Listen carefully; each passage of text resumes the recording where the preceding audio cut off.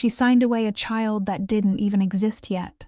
On page 17, Emily found the clause that broke her. Any baby she carried would belong to Victor Moretti forever. No custody. No rights. No escape. She told herself she was saving her family, but with every signature, she felt herself disappearing into the mafia boss as perfect golden cage. The camera opens on a mahogany table, a vast gulf between trembling youth and freezing power. The lighting is harsh, almost clinical. Victor Moretti does not need to shout to command the room. He merely slides a glossy photograph across the polished wood, a candid shot of Emily's sister, wandering blissfully ignorant. The terms are a suffocating trade. 18 months as a counterfeit wife, to erase $4 million of her father's sins. We watch her fingers violently shake as she reaches for the silver pen. It is a bitter, timeless truth of the human condition. The heaviest, most inescapable chains we wear are often forged from our own profound devotion to the ones we love. 3 hours ago, the script of her life was impossibly ordinary. Now imprisoned 70 floors above the glittering Manhattan skyline, Emily watches her entire reality burn. The camera holds on her trembling lips as she pleads, swearing her father is a pious, quiet bank manager. Victor simply leans back into the shadows. He is 65, his face a monument carved from absolute, unforgiving authority. With a single breath, he shatters her fragile illusion, detailing how her saintly father is nothing but a desperate gambler, drowning in stolen millions. The tragedy here leaves us a painful lesson to swallow. The people we fiercely defend are often the ones hiding the most destructive, ruinous secrets. The revelation hits her fragile frame like a physical strike in a darkened theater. Victor's hands, steady and ancient, calmly lay out the undeniable anatomy of a father's cowardice. 6 years of bleeding accounts dry, desperate, sweating through illicit poker hands at 3 a.m, drowning in a $4.2 million abyss. Emily's head shakes in violent, desperate denial, but the desk is soon buried under damning bank statements. Her father did not go to Boston. He fled, leaving his daughters as fresh meat for the wolves. It forces a harsh, inevitable lesson upon the audience. Running away from your mistakes never erases them. It merely guarantees the fallout will obliterate the innocent souls you leave behind. Let us push the camera in closer, right into the dark, terrifying psychology of absolute power. Victor intentionally allowed the old man to run, craving the perverse theater of watching a father sacrifice his own blood. His brutal syndicate, unpaid sins, always cascade down to the children. When Emily desperately threatens the police, Victor's voice cracks like a whip, forcing her into the chair. His hand turns a phone toward the lens. A live, silent feed shows her 17-year-old sister, Megan, smiling in the sun, entirely oblivious to the predatory black sedan creeping behind her. A shattered sob escapes Emily's chest. We quickly learn the darkest truth of all. Panic is entirely useless when the jaws of the trap have already snapped shut. The lighting shifts, making the penthouse feel like a suffocating tomb. Emily desperately begs him to call off his hounds, but the Don merely pockets the screen, perfectly unfazed. He has not just learned their names, he has relentlessly mapped out the intimate blueprint of their tragedies. His voice is cold, reciting her sister's veterinary dreams and their mother's dangerous rationing of insulin like lines from a tragic play. He dissects Emily's own exhausting, dead-end shifts.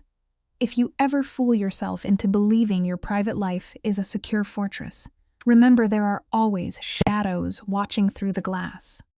When a predator patiently memorizes your every weakness, the war is already over before you even know you are fighting. The ambient sound of the city fades, leaving only the ragged, panicked rhythm of Emily's breathing. She stares at this phantom who stalked her family, finally finding the terrified courage to ask what he actually wants. Victor turns his back, a solitary, isolated king silhouetted against the Manhattan skyline. He demands an heir. The air grows thick with the weight of 30 years of ghosts. He lost his first wife and unborn child to rival guns, the unbearable, bloody cost of his own youthful arrogance. The frame lingers on his stiff shoulders, offering us a haunting, quiet lesson.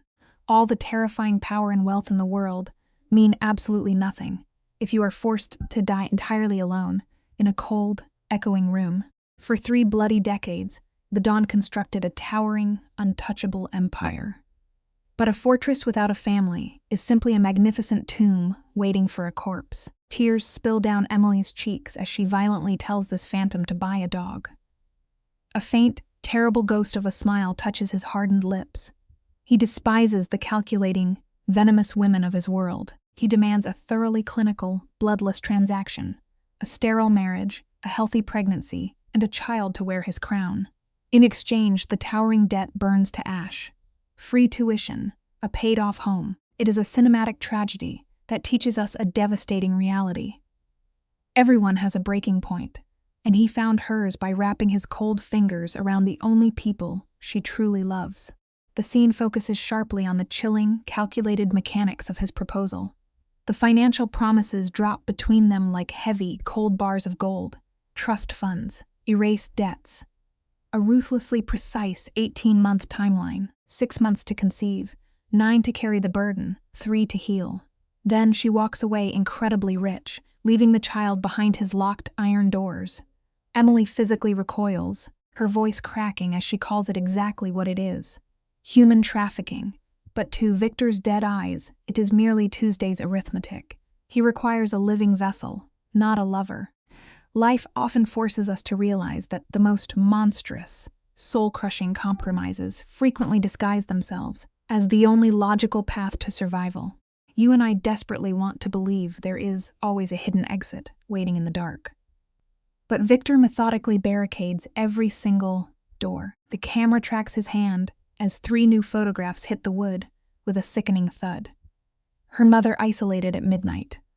Her sister vulnerable. He calmly explains how he will purchase their crumbling building just to throw her sick mother onto the freezing street. He even threatens the innocent father of Megan's teenage boyfriend. Proving his reach is absolute. When Emily finally screams, his eyes remain as hollow as a grave. This is the mathematics of its conscience. When a monster holds every shred of leverage, desperately clinging to your pride is the absolute fastest way to lose everything you hold dear. In this breathless frame, the Dawn's polished mask finally shatters, exposing the ruthless machinery beneath. Victor does not deal in empty, theatrical threats. He views threats as the desperate tools of weak men. He operates exclusively in absolute, terrifying guarantees. If she steps into that elevator, her family will inevitably drown. Panting, Emily demands to know why he chose her, out of millions of willing women. The lighting casts harsh shadows over Victor's face as he leans in. He fundamentally despises ambition. Surrogates want more, and greedy women endlessly scheme. It leaves us with a bitter, cynical truth to digest. Pure, suffocating desperation is the only form of loyalty that wealth can completely and permanently control. The Dawn possesses a terrifying mastery of the human soul. He understands that a truly good person will willingly walk barefoot across burning coals to shield the people they cherish. That exact, beautiful devotion is the very weapon that will destroy her. The silence in the room is heavy enough to break bones. When Emily finally scrapes together the breath to beg for a few days to think, Victor merely checks his heavy platinum watch. He gives her 10 seconds. The countdown drops like an executioner's blade. 9, 8. Emily's eyes dart around the luxurious cage, frantically searching for salvation. 7. But all she visualizes is Megan in the crosshairs. We learn quickly in the dark. When the clock is bleeding out, hesitation will only dig your grave. 6. The horrific image of her mother, slipping into a fatal diabetic coma, flashes across her mind. 5. The sickening, cowardly phantom of her father, safely hiding while throwing his blood to the wolves. 4. She is merely 22, entirely engulfed by the crushing tidal wave of a criminal empire. 3. A blinding platinum ring sits on the dark wood, waiting to become her shackle. 2. She meets Victor's unblinking stare and knows he will slaughter her family without missing a single heartbeat. 1. The word violently rips its way out of her throat. Yes. She swallows the bitter ashes of her defeat, demanding a contract with violently shaking hands. Survival, we painfully discover, often requires making a formal pact with the absolute devil. Emily refuses to let this polished demon operate on a mere gentleman's agreement. She demands that the tuition, the medicine, and the money be brutally locked in permanent ink, but the devil always completes his paperwork before you even step into the room. Victor smoothly slides a massive, 47-page legal trap across the desk. His lawyers drafted her doom days ago, completely certain of the exact moment she would break. He does not bother to smile. He just watches her with a chilling, omniscient understanding. We must always remember this haunting warning. Loving someone too deeply is the exact weapon ruthless men will wield to shatter your spine. Victor taps page 17. Full, permanent custody of the child, forever, no escape. You and I are going to step into this frame, together right as the steel jaws of the trap lock into place. The lighting in the room feels suffocating. Victor guides her through the contract, his voice smooth, pointing out the invisible bars of her new cell. Page 23 promises $2 million. Page 31 guarantees an iron shield for her family. But when her trembling voice asks about running, the air turns to ice. Page 39 is a quiet death warrant. Break the rules, and her bloodline is erased. His instructions are a brutal whisper. Do not run, do not fight. Emily's hand shakes violently as she grips the heavy pen, the ink sealing her fate. Sometimes, knowing exactly when to stop fighting and simply surrender is the only real way to survive a game you never asked to play. The camera pans up as Victor rises from his leather chair, his broad shoulders blocking out the window's pale light like a total eclipse. Emily feels the oxygen leaving the room. A bridal fitting tomorrow.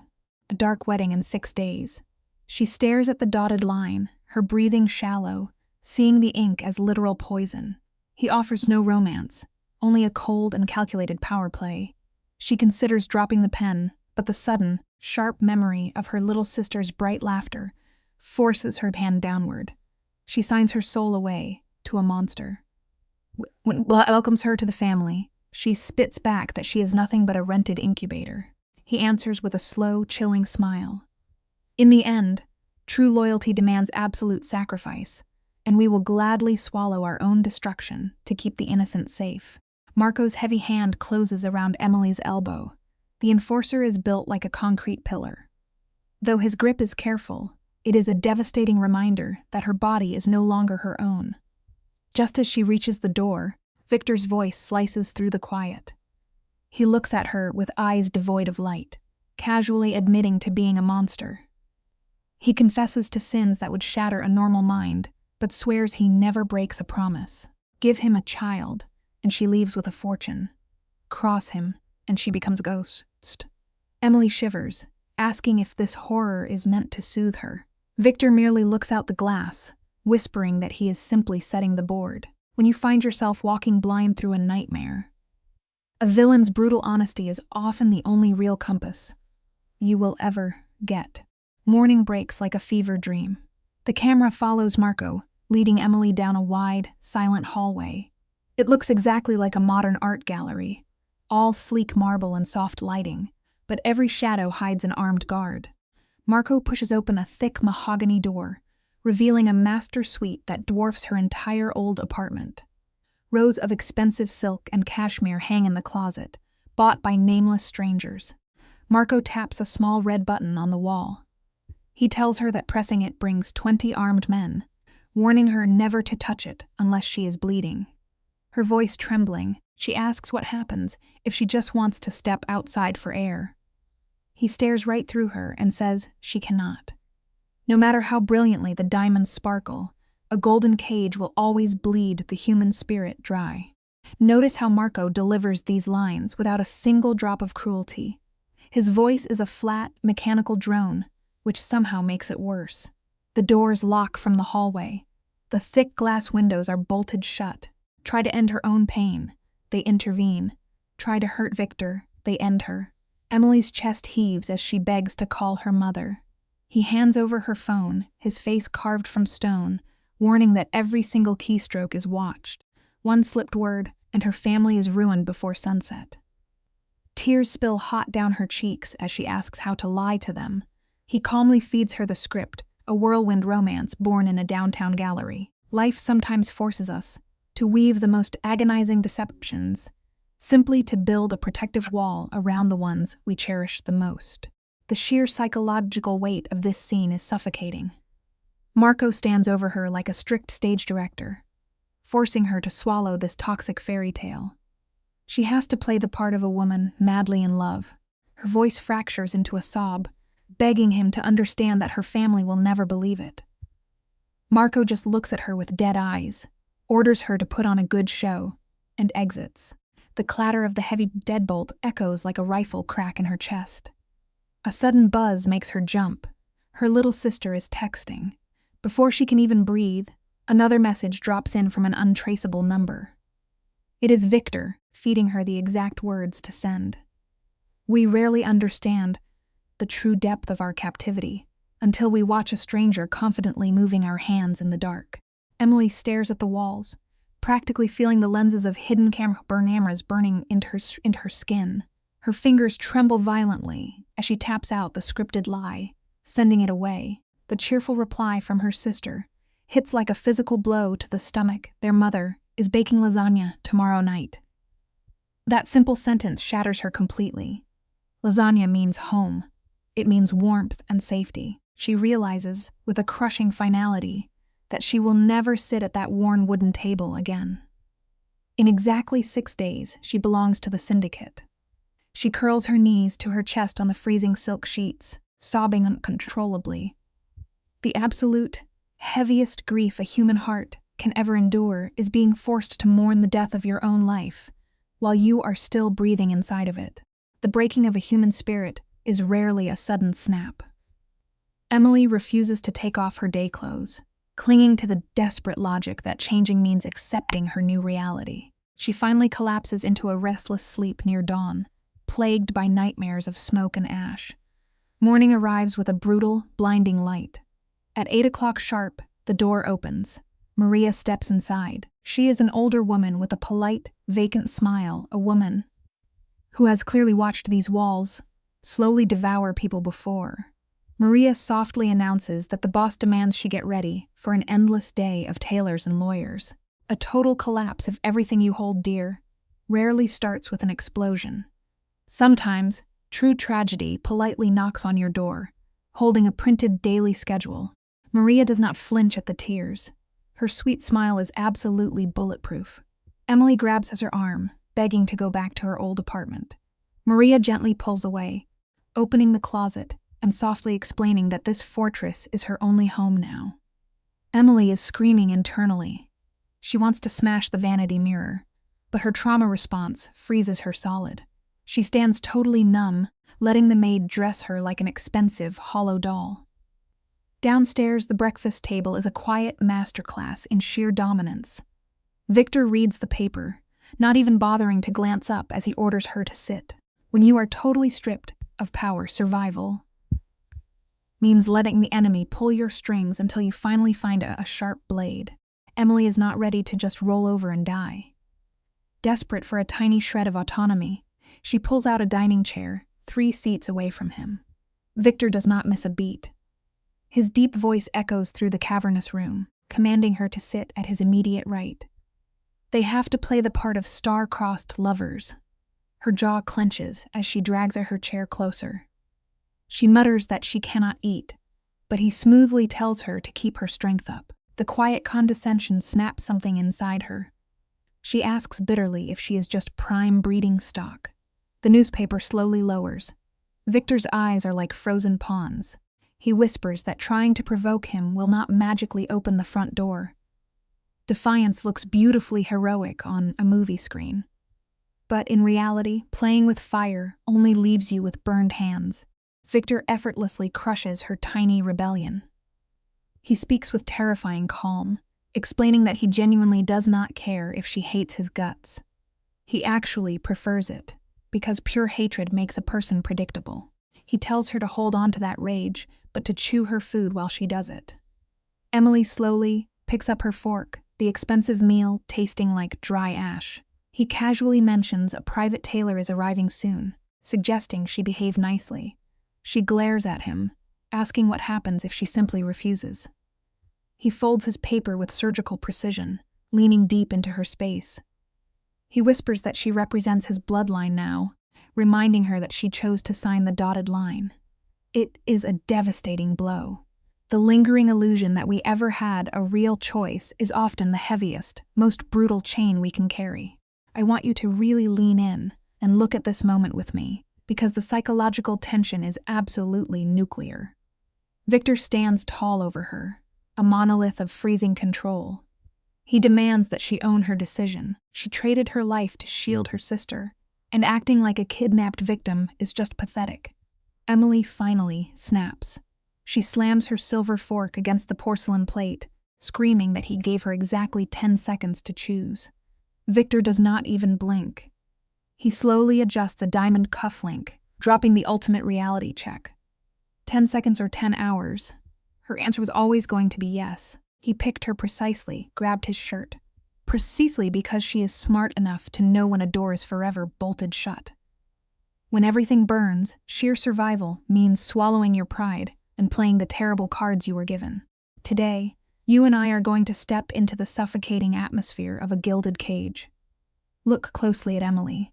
She is 22, staring down the barrel of an arranged marriage to a monolith of sheer violence. The bitterest pill she must swallow is her own complicity. She forged this dark pact, and now the ink is dry.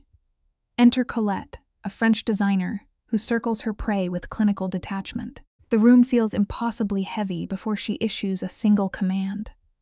Strip. Emily flushes, mortified, but Colette does not blink, demanding she remove her clothes because Mr. Moretti does not pay for modesty. Emily attempts to hold her ground, cheeks burning, but she is cut off. She is Mrs. Moretti now.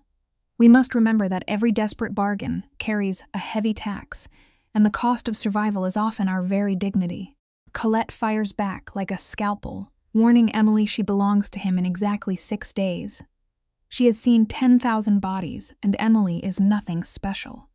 The sheer absurdity draws a jagged, hysterical laugh from the bride. Stripped of her pride, she undresses. For 3 agonizing hours, she is a hollow mannequin, prodded under harsh studio lights. Then, the architect of her misery arrives. Victor leans against the doorframe, a dark silhouette holding an espresso. She snaps at him to leave, utterly humiliated. He takes a slow sip, refusing. He stays because he finds it interesting. When she asks if he feeds on her shame, his answer is a chilling whisper. He is watching her not break. It is a profound truth that real strength is not born in comfort, but in refusing to shatter when the world tries to break you. Victor studies her trembling frame, offering a brutal observation that cuts through the tension. Most women would be crying right now, he notes, but she is burning with anger, and anger is far more useful. Emily tightens her jaw, demanding to know what it is useful for. His dark eyes turn completely empty as he replies that it is for survival. Pivoting to the designer, he demands a new vision. Colette suggests heavy champagne silk and sharp lines, discarding the veil. They are giving her armor, not a princess fantasy, because this is a mafia transaction. Victor turns his intense gaze back to Emily, asking if that is what she truly wants. Meeting his eyes, she whispers her surrender. Make her look like a queen, he commands. This teaches us a vital truth. When forced into a corner, you must forge your pain into armor, because predators only feast on who choose to play the prey.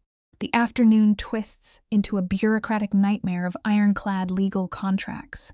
The real emotional violence strikes when the lead lawyer coldly directs her attention to page 17. The clause is monstrous. If she bears a child, the infant becomes the sole property of Mr. Moretti. 0 custody. 0 visitation. Emily grips the heavy mahogany table, her knuckles turning a bruised white, and asks what happens if she refuses to sign. The lawyer looks at her like a machine, stating that stepping away means her family loses every shred of syndicate protection. A suffocating wave of panic crashes over her, as she pictures a child she will never hold. It is a chilling realization that the deepest, most inescapable wounds are not carved by steel blades, but drafted on pristine paper by men who have forgotten how to feel. Let us unpack this together, you and I. Picture a sterile, glass boardroom suspended high above the sprawling city. Emily is staring down at a document, demanding she sign away a child that does not even exist yet. The lawyer has the sheer audacity to describe Mr. Moretti as a generous man, as if trading a future life for the mere privilege of surviving is a gift. Her hand trembles violently as the heavy pen scratches her name into absolute permanence.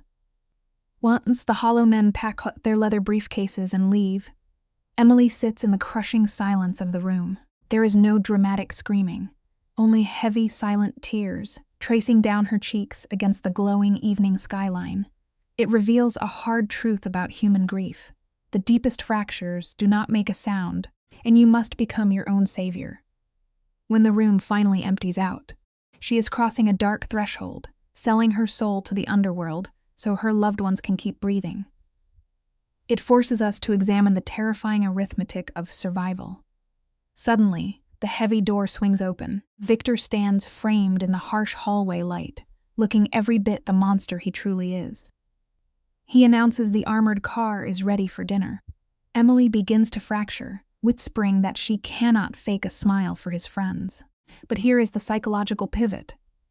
A syndicate boss does not have friends, only assets and liabilities.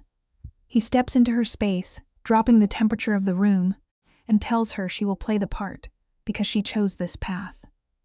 We all face these brutal ultimatums in life. You either adapt to the harsh reality of the cards you hold, or you let the undertow drag you into the abyss. Emily stares at his outstretched hand for what feels like an eternity before surrendering her own.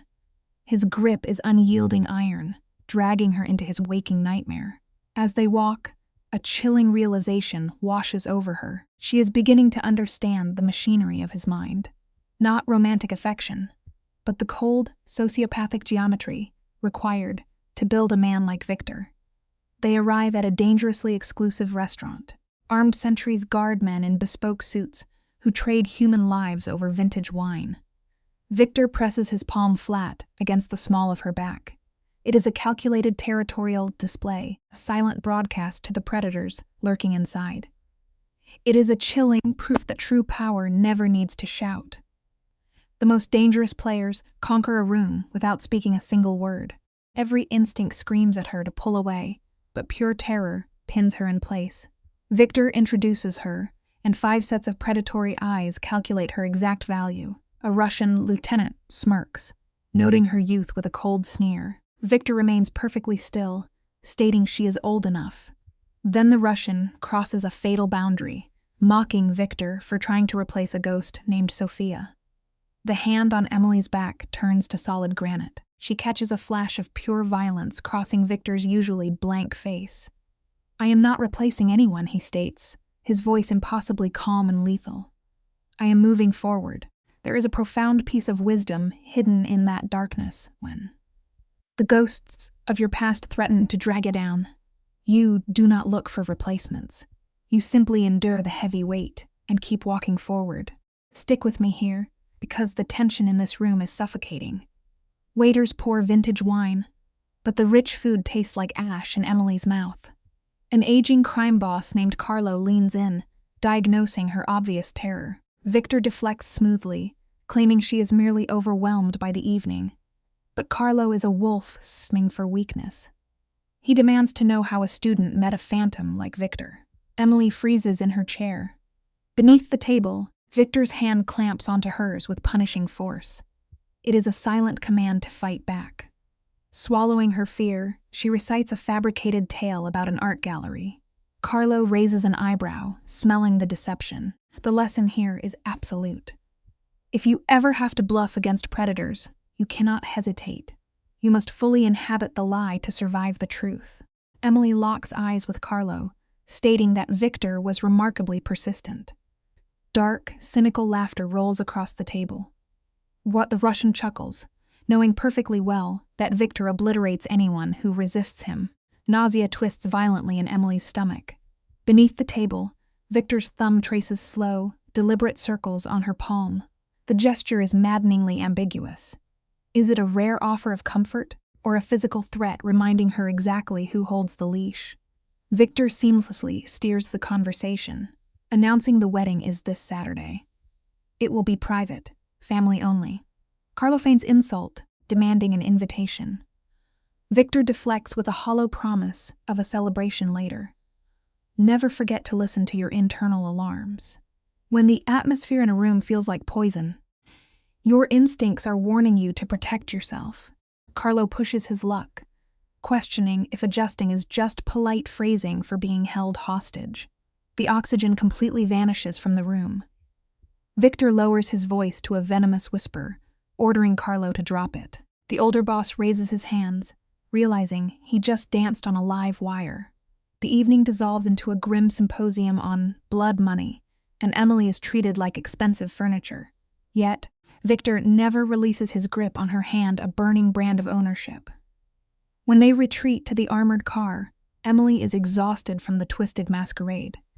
The instant the doors seal, she violently rips her hand away, demanding he never touch her again. Victor merely stares into the passing shadows. We must recognize that declaring a boundary is completely meaningless, unless you possess the power to enforce it. Let us look at this piece by piece. Victor's voice carries the dead weight of a tombstone. In public, you are mine, he commands. Get used to it. Trembling, Emily fires back that the entire table knew their romance was a sham. Victor casually adjusts his cuffs. Of course they knew, he murmurs. In this world, everyone understands the difference between the butcher and the lamb. He reveals the cruel trap. The dinner was never a performance for them. It was a stress test to see if she would shatter. Mocking her amateur lie about the gallery, he commands her to fabricate something flawless next time. A single display of weakness is a death sentence. The final lesson is clear. When dragged into a high-stakes game, hesitation is fatal. You must fully commit to the role, because playing pretend is the only thing keeping you alive. The camera pushes in on Victor's face, half swallowed by the cold blue light of the city skyline. He does not blink as Emily, chest heaving, tells this architect of her ruin how much she hates him. He just watches the rain against the glass, replying that hate is honest, and honesty is a weapon he can use. When Emily finally retreats to her dark bedroom, the heavy oak door clicks shut. Her knees hit the hardwood floor. In the shadows, her phone screen glows white. A text from her mother asks if she is all right. How do you type the words that you sold your soul to keep them breathing? She swallows her tears and types out that everything is fine. You and I know this quiet agony well. The most profound sacrifices we make for the people we love are always the ones we must carry in absolute silence. The lens focuses on the heavy golden bars of her new reality. Seconds after her lie is sent, the phone vibrates. An unknown number. It is Victor, his digital voice dripping with ice, ordering her to change her phrasing to make the deception more believable. The sheer weight of his omnipresence suffocates her. With a raw, guttural cry, Emily hurls the glass against the damask wallpaper, burying her screams into her velvet pillow. Jump cut to harsh morning sunlight, slicing across the room. At 7 sharp, Maria the housekeeper knocks firmly. Victor demands her presence in the gym. Maria lingers in the doorway, her dark eyes filled with a quiet, terrifying warning about learning to defend herself. Life offers no mercy. When the universe forces you into a pitch-black corner, you must sharpen your teeth and fight your way back to the light.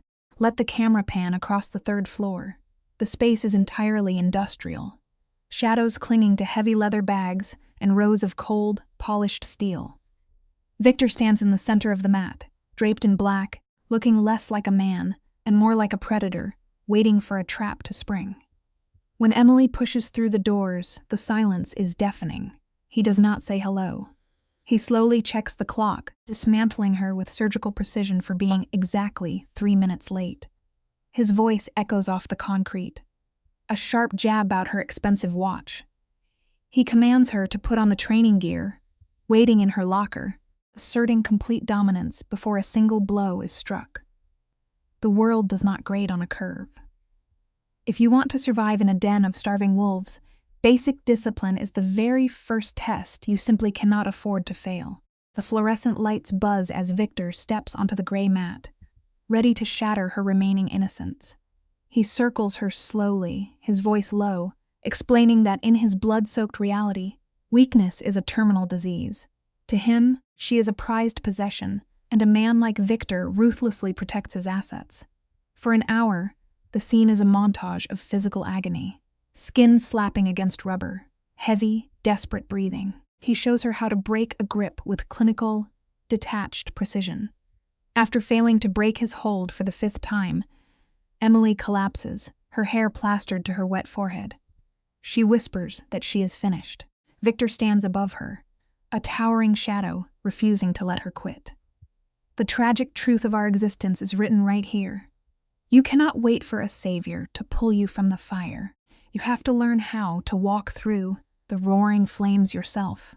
He deliberately pushes her past the breaking point, his voice, a cruel taunt, echoing off the mirrored walls. He demands she stop being polite and strike him with genuine malice. The camera catches the exact moment her fear hardens into pure rage. She lunges, driving her elbow into his ribs with a heavy thud. Victor barely flinches. He slowly rubs his side, a dark smirk playing on his lips, and calmly notes it was a better effort. They continue this brutal dance until her muscles give out. Sprawled on the cold mat, she gasps, demanding to know why her survival even matters on his twisted chessboard. Victor leans in close, his voice dropping to a chilling whisper. His enemies are already hunting her. She just needs to stay alive until he buries them all. Remember this vital lesson. Your daily preparation is the only armor you possess. Against the brutal battles you never asked to fight. A bitter, hollow laugh spills from Emily's lips. The terrifying reality of inheriting his enemies crashes over her. Victor watches her with dead eyes, reminding her she just married into an active war zone. Survival requires immediate adaptation. He reaches down, gripping her trembling hand, and hauls her to her feet with effortless power. The camera holds here. They are suddenly inches apart, chests rising and falling, caught in a dense, suffocating gravity. He studies the tears threatening her eyes and murmurs that she possesses far more resilience than she knows. When she shakes her head, he delivers a profound truth. Real strength is never a magical gift. It is a conscious, bloody choice you make every single morning when you wake up and refuse to surrender. The spell breaks. His face hardens to stone. He sharply commands her to shower. The wedding planner is waiting downstairs. You and I have to appreciate the sick irony of this next scene. The camera cuts to the bright living room. Enter Rose, a bubbly wedding planner who treats this hostage situation like a summer fairy tale. Victor sits deep in a leather armchair, still as a gargoyle, radiating silent menace. When Rose excitedly suggests a massive arch of classic white orchids, Emily's jaw clenches. She finds her voice, rejecting the white petals completely. It is a fierce symbolic rebellion against the absolute lie of this pure union. She glares across the table at Victor and demands champagne flowers instead. Slowly, the corner of his mouth twitches. He looks at the planner and coldly orders champagne and gold. It is a tragic, beautiful lesson. Sometimes you must fiercely defend the smallest choices just to prove to the universe that you still own a piece of your own soul. The planner scrambles to write down the changes, avoiding the crime boss's lethal gaze. For 2 agonizing hours, the camera slowly blurs the background as they map out seating charts. Emily stares blankly at the silk fabric swatches. This is no wedding. It is a corporate merger, signed in blood. When the doors finally close, Emily turns to flee. Victor's voice snaps like a whip, commanding her to sit. He walks to the crystal decanter, the amber scotch splashing over heavy ice, and tells her she is doing well. Emily's eyes burn. She sharply corrects him, hissing that she is merely surviving. Victor walks over, handing her the glass. He holds her gaze, stating that in his brutal world, surviving and succeeding are the exact same thing. Listen closely to this truth.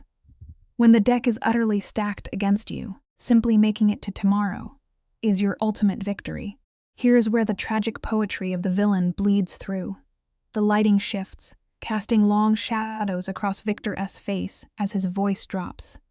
He confesses the ultimate betrayal. His own father sold him to the syndicate at 19 for a pile of debts.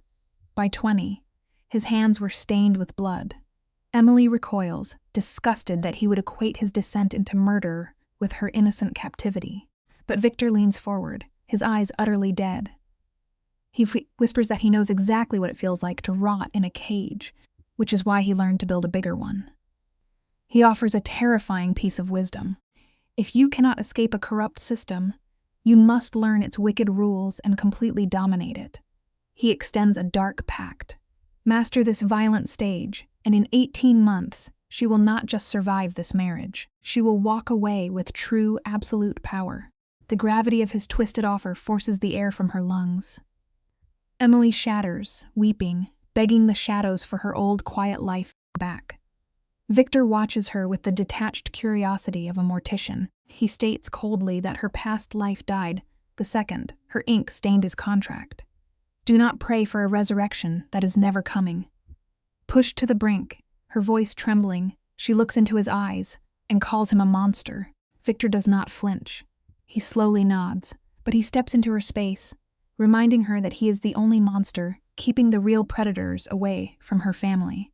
It is a bitter, ugly truth about human survival. Sometimes, you have to lock arms with the devil you know to keep the demons you do, not at bay. Without another word, he turns his back on her tears. He strictly orders her to wear the heavy navy dress for a dinner with a corrupt politician. You and I are about to step directly into the belly of the beast. When Emily dares to question how deep the rot goes, Victor promises her a front row seat to reality. The camera glides through a dimly lit dining room. Wrapped in that suffocating navy silk, Emily sits paralyzed. She listens to the clink of silver forks as smiling politicians casually trade public laws for envelopes of dirty cash. The last naive pieces of her worldview crumble into ash. The lesson here leaves a copper taste in your mouth. The world never operates by the moral rules we are taught as children, and hiding in ignorance will never keep you safe. The entire globe spins on violent leverage, and she is marrying the puppeteer. Cut to 24 hours before the wedding.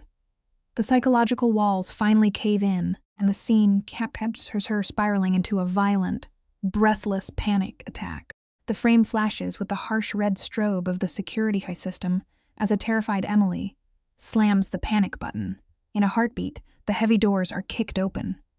Armed men flood the room, rifles raised for slaughter. Victor strides in behind them.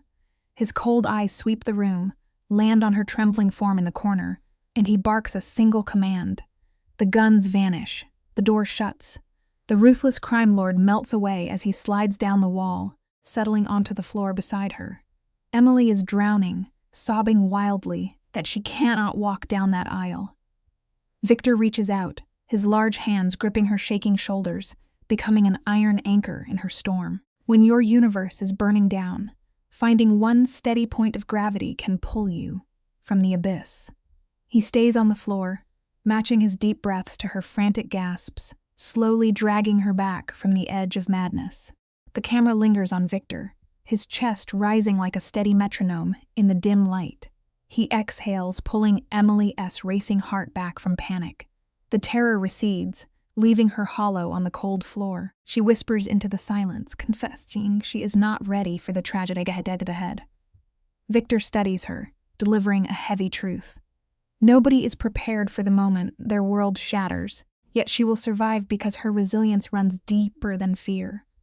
When she asks if his violent life brings guilt, his jaw tightens. He admits it haunts his every waking breath. We must carry this crucial lesson today. Guilt is merely a phantom that changes absolutely nothing. You must look your darkest choices in the eye, own the ridge, and keep walking forward. Emily stares through the shadows at the man who just purchased her future, trembling as she brands him a psychopath. Victor does not flinch. He merely smooths his tailored cuffs, coldly calling his methods highly effective. The psychological tension is utterly suffocating. She drops the agonizing question, asking if he plans to force himself on her. Victor goes rigidly still. He states he might be a kingpin, but he is no monster. It will be her choice. Then the illusion shatters. If she refuses, they will simply rely on cold science to produce his heir. Pure manipulation. He leaves her alone in the dark with a heavy diamond. The tragic lesson here? When locked in a gilded cage, the smartest move is to stop rattling the iron bars and focus on surviving the night. You and I have likely witnessed awkward weddings, but this ceremony carries the suffocating weight of a Greek tragedy. The cinematic aesthetic is a beautiful nightmare Emily absolutely resents.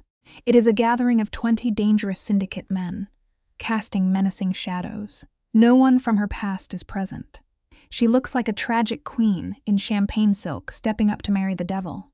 Internally, she feels like a condemned prisoner walking the Green Mile. Victor waits at the altar, his sharp features locked down like a steel vault. She walks that aisle alone, carrying the heavy burden of their dark arrangement. It is a stark reminder that the most beautiful things in life are often the most dangerous, and flawless appearances can easily deceive us. The camera focuses as Victor takes her hand. His grip is shockingly warm against the freezing reality of this tragic mafia wedding. The priest rambles about true love, building a suffocating wall of irony around a hostage situation. Victor delivers his vows with the authority of a king, but when it is Emily's turn, she chokes. The opulent room begins to spin. Victor gives her trembling fingers a firm, calculated squeeze. It is a sharp, dangerous warning to compose herself. She whispers her vows, sealing her dark fate. He pulls her in for a professional kiss, yet the shockwave rattles her to the bone. The syndicate applauds, but she only hears a steel trap snapping shut. The ultimate lesson?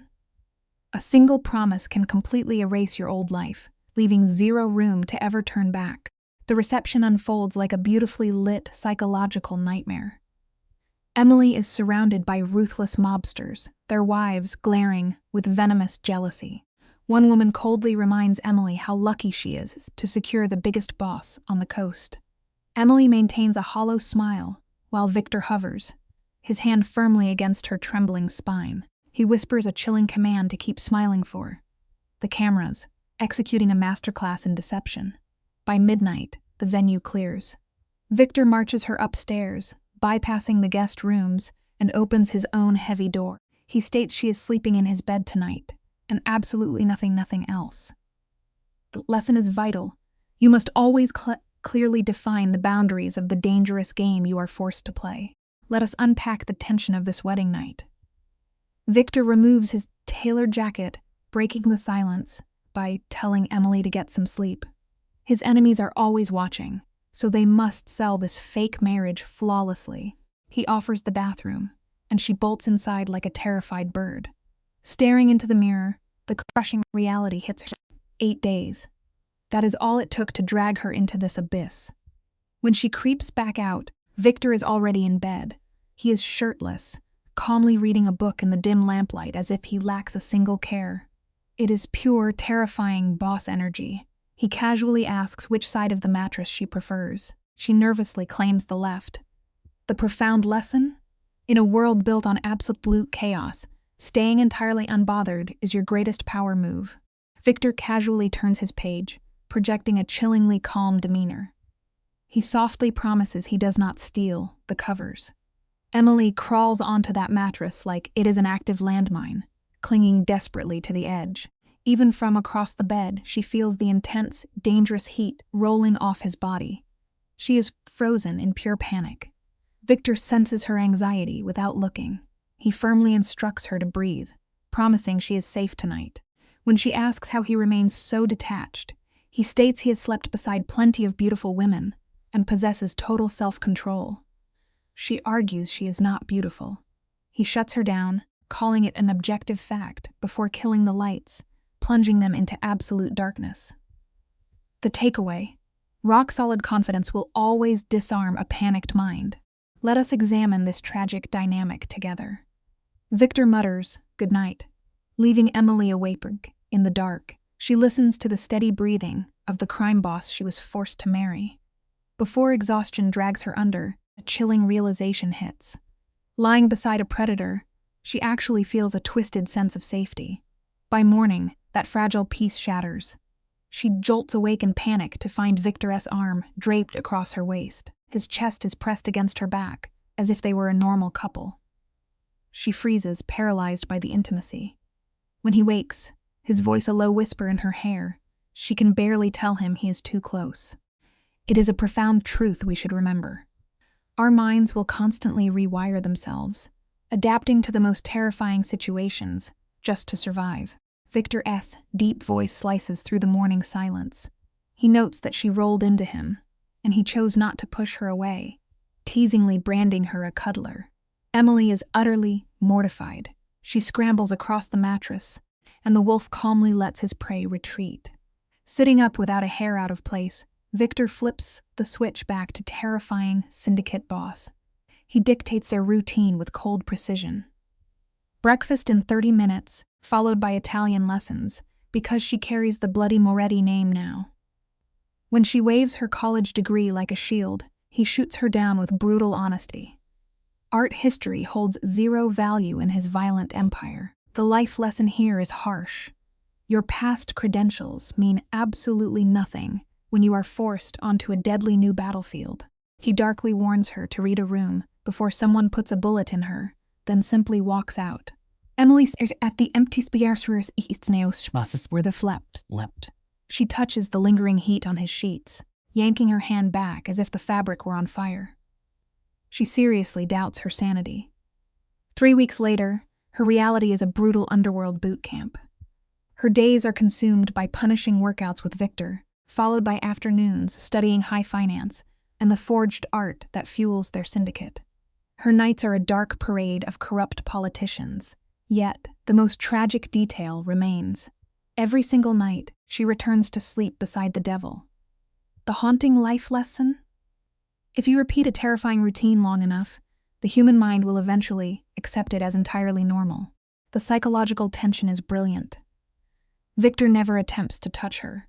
He shares their bed as if this tragic hostage situation is ordinary, and Emily despises how she adapts to his dangerous presence. One morning over espresso, he compliments her Italian. She snaps back defensively, but he smoothly notes he always knew she was smart. He pivots to business. They are attending the opera, and he orders her to wear the emerald dress. When she argues, he delivers a brutal reality check. This event has nothing to do with music. They are using the opera as a cover to close a $30 million weapons contract. The singing is just white noise for moving guns. The lesson here? Never trust a beautiful surface, because dirty money is usually hiding right underneath. Victor sets his cup down with finality, explaining no location is off limits. He reveals the true target. A prominent politician will be attending, but it is actually his mistress who controls his decisions. Emily is stunned that a secret partner dictates public policy. Victor sighs, sharing a cynical piece of wisdom. The figures on television are just hollow puppets, while real authority operates in the dark. You and I know exactly how true that rings. Emily finally understands this glamorous society is completely rigged. Every elegant gala washes dirty money, and every polite smile conceals a loaded weapon. The empire is stunning, yet entirely rotten. The life lesson is clear. Power is often just a carefully crafted illusion, and the true bosses are never the ones standing in the spotlight. The heavy oak doors open, bringing a terrifying update that shatters the quiet. Emily's innocent sister has just called the estate. Emily feels the blood drain from her face, her chest seizing. Anyone can recognize that heavy, sinking sensation when a clean past violently crashes into a dark, messy present. Desperate, she begs Victor to keep her family away from this underworld violence. The crime boss does not even blink. He calmly orders her to invite the girl for lunch.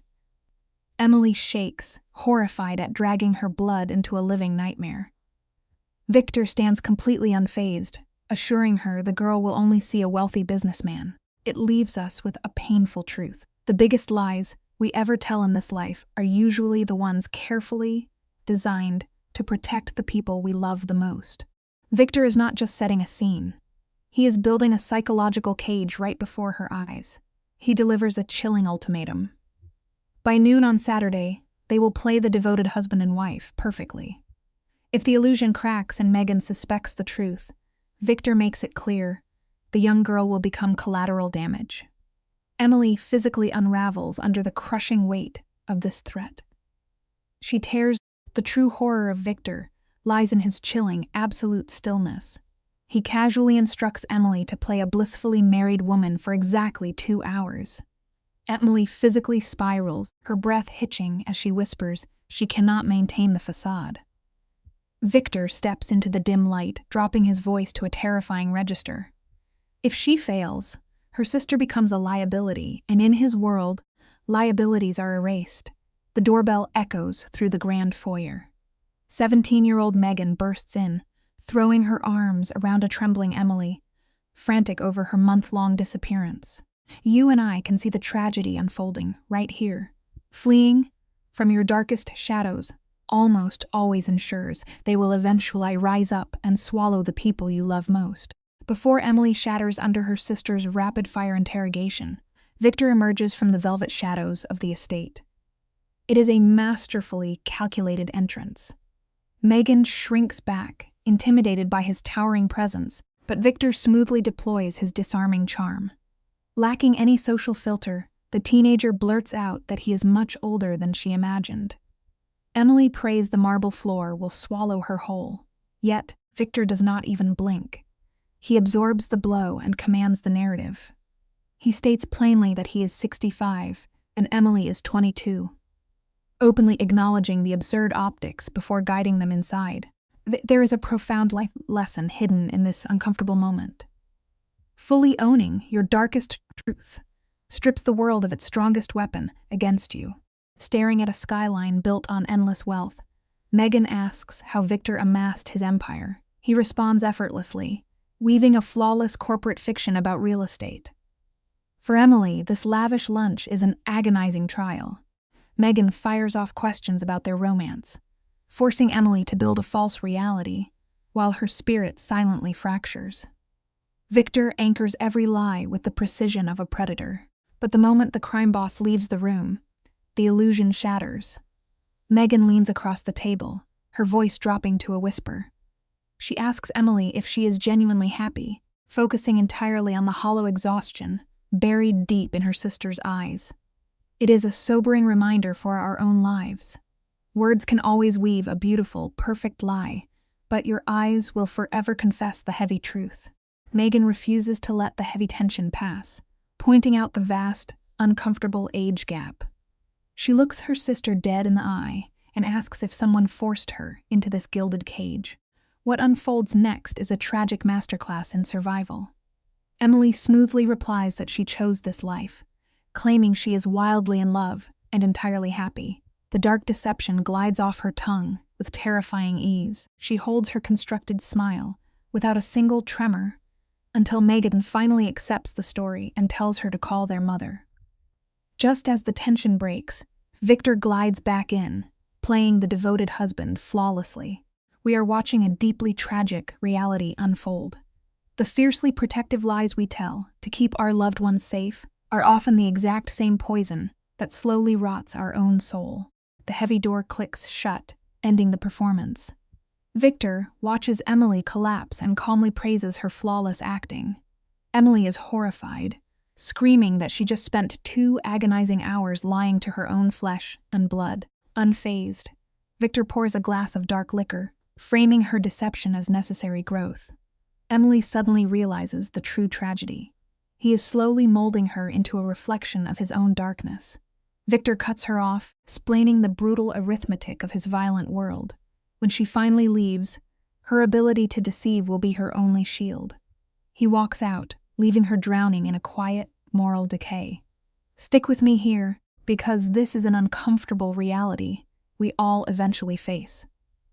The heavy armor you put on to survive, a bitter nightmare, often makes you look exactly like the monster you are desperately trying to escape.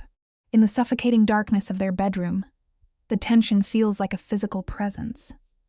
Victor breaks the quiet, stating her racing, Anxiety is so loud, it fills the room. His cold eyes catch a sliver of moonlight as he commands her to speak. Emily's voice trembles.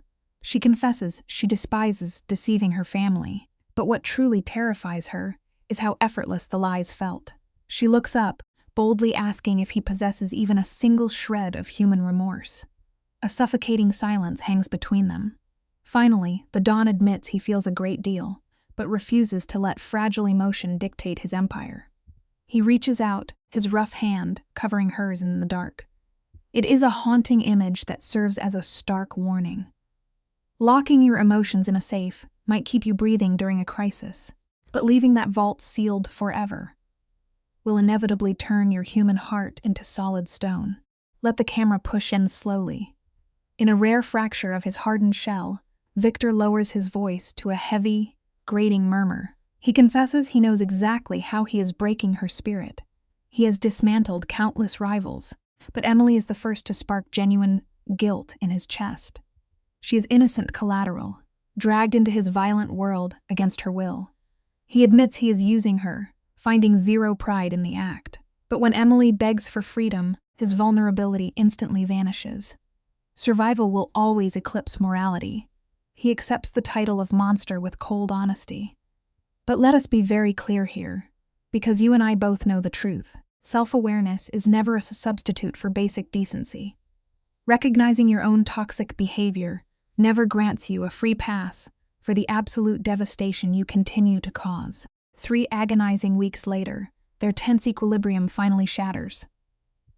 Picture the harsh morning light spilling across the bedroom floor. Emily wakes up entirely drained, the high ceiling spinning wildly above her. When she tries to stand, the strength simply evaporates from her trembling legs. In a flash of uncharacteristic, blind panic, Victor bolts across the room, catching her fragile frame before she hits the hardwood. His voice actually cracks as he roars for his men to bring the syndicate doctor immediately. The untouchable crime lord is suddenly reduced to pacing the dark hallway, stripped of all his cold composure. It exposes a profound vulnerability that connects every single one of us. No matter how powerful you manage to become, you are never immune to pure terror once you finally discover the one thing you cannot bear to lose. The air in the bedroom grows heavy during 20 minutes of agonizing silence. Dr. Russo steps through the mahogany doors and delivers news that shifts the earth off its axis. Emily is 8 weeks pregnant. The revelation hits her like a physical blow. Beside her, the legendary mafia boss stands paralyzed by shock, demanding absolute confirmation. This forces them to confront a reality they had desperately ignored. Their arrangement was supposed to be a cold, calculated transaction. Yet in the dead of night, 2 lonely people sought real comfort in one another. It is a beautiful example of our own human contradiction. You can easily construct a wall of lies to deceive the world, but your own biology will always betray your deepest truths. As Victor sits there, totally speechless, Emily waits in absolute terror. Watch Victor closely here. He stares straight ahead, but his hands that have ruthlessly ruined entire crime families are visibly trembling. Emily tentatively asks if he is all right. The Don sinks onto the mattress, his deep voice fracturing under the crushing weight of buried decades. 30 years ago, a rival syndicate murdered his first wife while she was carrying his unborn child. He was entirely powerless to stop it. Staring at Emily now, that ancient failure rises from the grave to choke him all over again. Here is the tragic truth about human grief we all eventually learn. Time does not actually heal our deepest wounds. It merely teaches our tired shoulders how to carry the heavy ghost of our past. Emily watches in silent horror as his profound terror slowly hardens back into a vow of pure vengeance. Marco steps into the dim doorway, and the vulnerable man Victor was a moment ago simply evaporates. A cold-blooded warlord takes his place. His voice is a dangerous rumble as he orders the guards tripled and the glass reinforced. Anyone breaching the perimeter will be executed. Emily presses herself into the sofa, shrinking from this raw power. She whispers that he is terrifying her. Victor slowly turns, his eyes completely dead, stating her fear is necessary. She carries his bloodline now, marking her as the ultimate target. As days pass, his protective instincts twist into a suffocating obsession. We must remember this simple truth. A cage, even one forged from desperate, obsessive love, is still just a cold prison keeping you locked away from the sun. Let us step into the shadows of Victor's penthouse and look closely at the paranoia creeping down the halls. 4 armed men shadow Emily's every breath. Camera lenses track her like an inmate. Victor has abandoned his empire just to inhale the same air she breathes. Even in the dead of night, his heavy hand remains locked over her stomach. Emily finally fractures, screaming that he is suffocating her over a simple request to visit a bookstore. He does not flinch, softly commanding her to use the roof garden instead. The wolves are circling. He whispers into the dark, and they know about the child. It is a harsh reality we all have to face. Sometimes, the people who grip us the tightest are simply the ones most terrified of being left completely alone. People always talk, Victor mutters, snapping his laptop shut with a sharp crack that rings out like a gavel. The harsh lighting catches his hollow face as he drops the crushing reality. Isabella, a rival widow, has been whispering poisons at a society gala. She is telling everyone the untouchable Victor Moretti finally has a fatal flaw. His wife is carrying his heir. The blood turns to ice in Emily's veins. She is no longer a human being in this violent game. She is pure leverage. Victor orders her to never leave the building, his tone completely drained of warmth. When she asks how long, his answer chills the room. However long it takes. Listen closely to this brutal lesson. In any ruthless struggle for power, the innocent will always end up becoming the bloody currency of war. For 2 agonizing weeks, Emily is a fragile bird trapped inside a golden cage. The towering windows of the penthouse seem to shrink every day. Her body endures absolute hell, fighting fierce sickness and deep exhaustion. Victor observes every flinch. "You need to eat more," he commands under the dim chandelier, watching until her plate is clear. At night, Victor reads medical textbooks aloud, studying fetal development like a general mapping a battlefield. She softly reminds him, he is not the one carrying this child. "I know," he mutters, his hardened mask slipping just an inch, "but I have to understand what is happening to you." True protection is a complicated thing. The most secure prisons in this world are almost always built from a desperate, terrifying affection. "Did you know the child already has fingerprints?" Victor asks, turning a page. "I am thorough, not a nerd," he defends with a fleeting ghost of a smile. Yet nothing in those books could prepare him for the ultrasound room. Emily lies perfectly still in the sterile light. Victor grips her hand so fiercely, his knuckles turn white, betraying a hidden panic. Then the sound hits the air, a rapid rhythmic thumping, fast, defiant. For one shattered second, the warlord completely crumbles. Emily looks over and sees the terrified, awestruck boy hiding beneath his cold exterior. The doctor smiles at the perfect heartbeat. It is a profound truth we must remember. The absolute darkest souls can be completely brought to their knees by the fragile, beautiful sound of new life. The doctor confirms the child is growing perfectly. Victor demands the gender, but it is too early. The armored car ride back drowns in a thick silence. Victor casts dark glances at Emily. Terrified she might turn to smoke, she breaks the quiet, asking if he is okay. "No," he answers, his voice rough. "I have not been okay in 30 years. He engulfs her hand, thanking her for carrying his child and staying when she could have run. "You are stronger than I knew," he confesses. She begs him not to show his humanity, warning it makes this life harder. "Everything is hard," he agrees, "but we are doing it anyway. Here is a truth for anyone who is hurting. Time never actually heals our deepest wounds. It merely teaches us how to endure the permanent limp as we bravely keep moving forward." As night falls, Emily crosses the invisible line, pressing her face into Victor's chest. His arms instantly lock around her, radiating a fierce heat. "Tell me it will be okay," she whispers. "I cannot," he replies, a harsh reminder that he never lies. He vows instead to slaughter anyone who dares to touch her. She murmurs that his violence will have to be enough, and they sleep hopelessly tangled. But 2 weeks later, the illusion shatters. Emily is reading when a sniper round violently tears through the window. The room erupts into a deadly storm of glass as she throws her body blindly behind the heavy couch.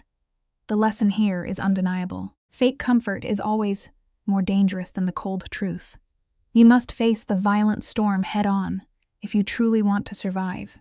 Gunshots rip through the room, swallowed by the shouts of guards. Victor materializes through the smoke, pistol in hand.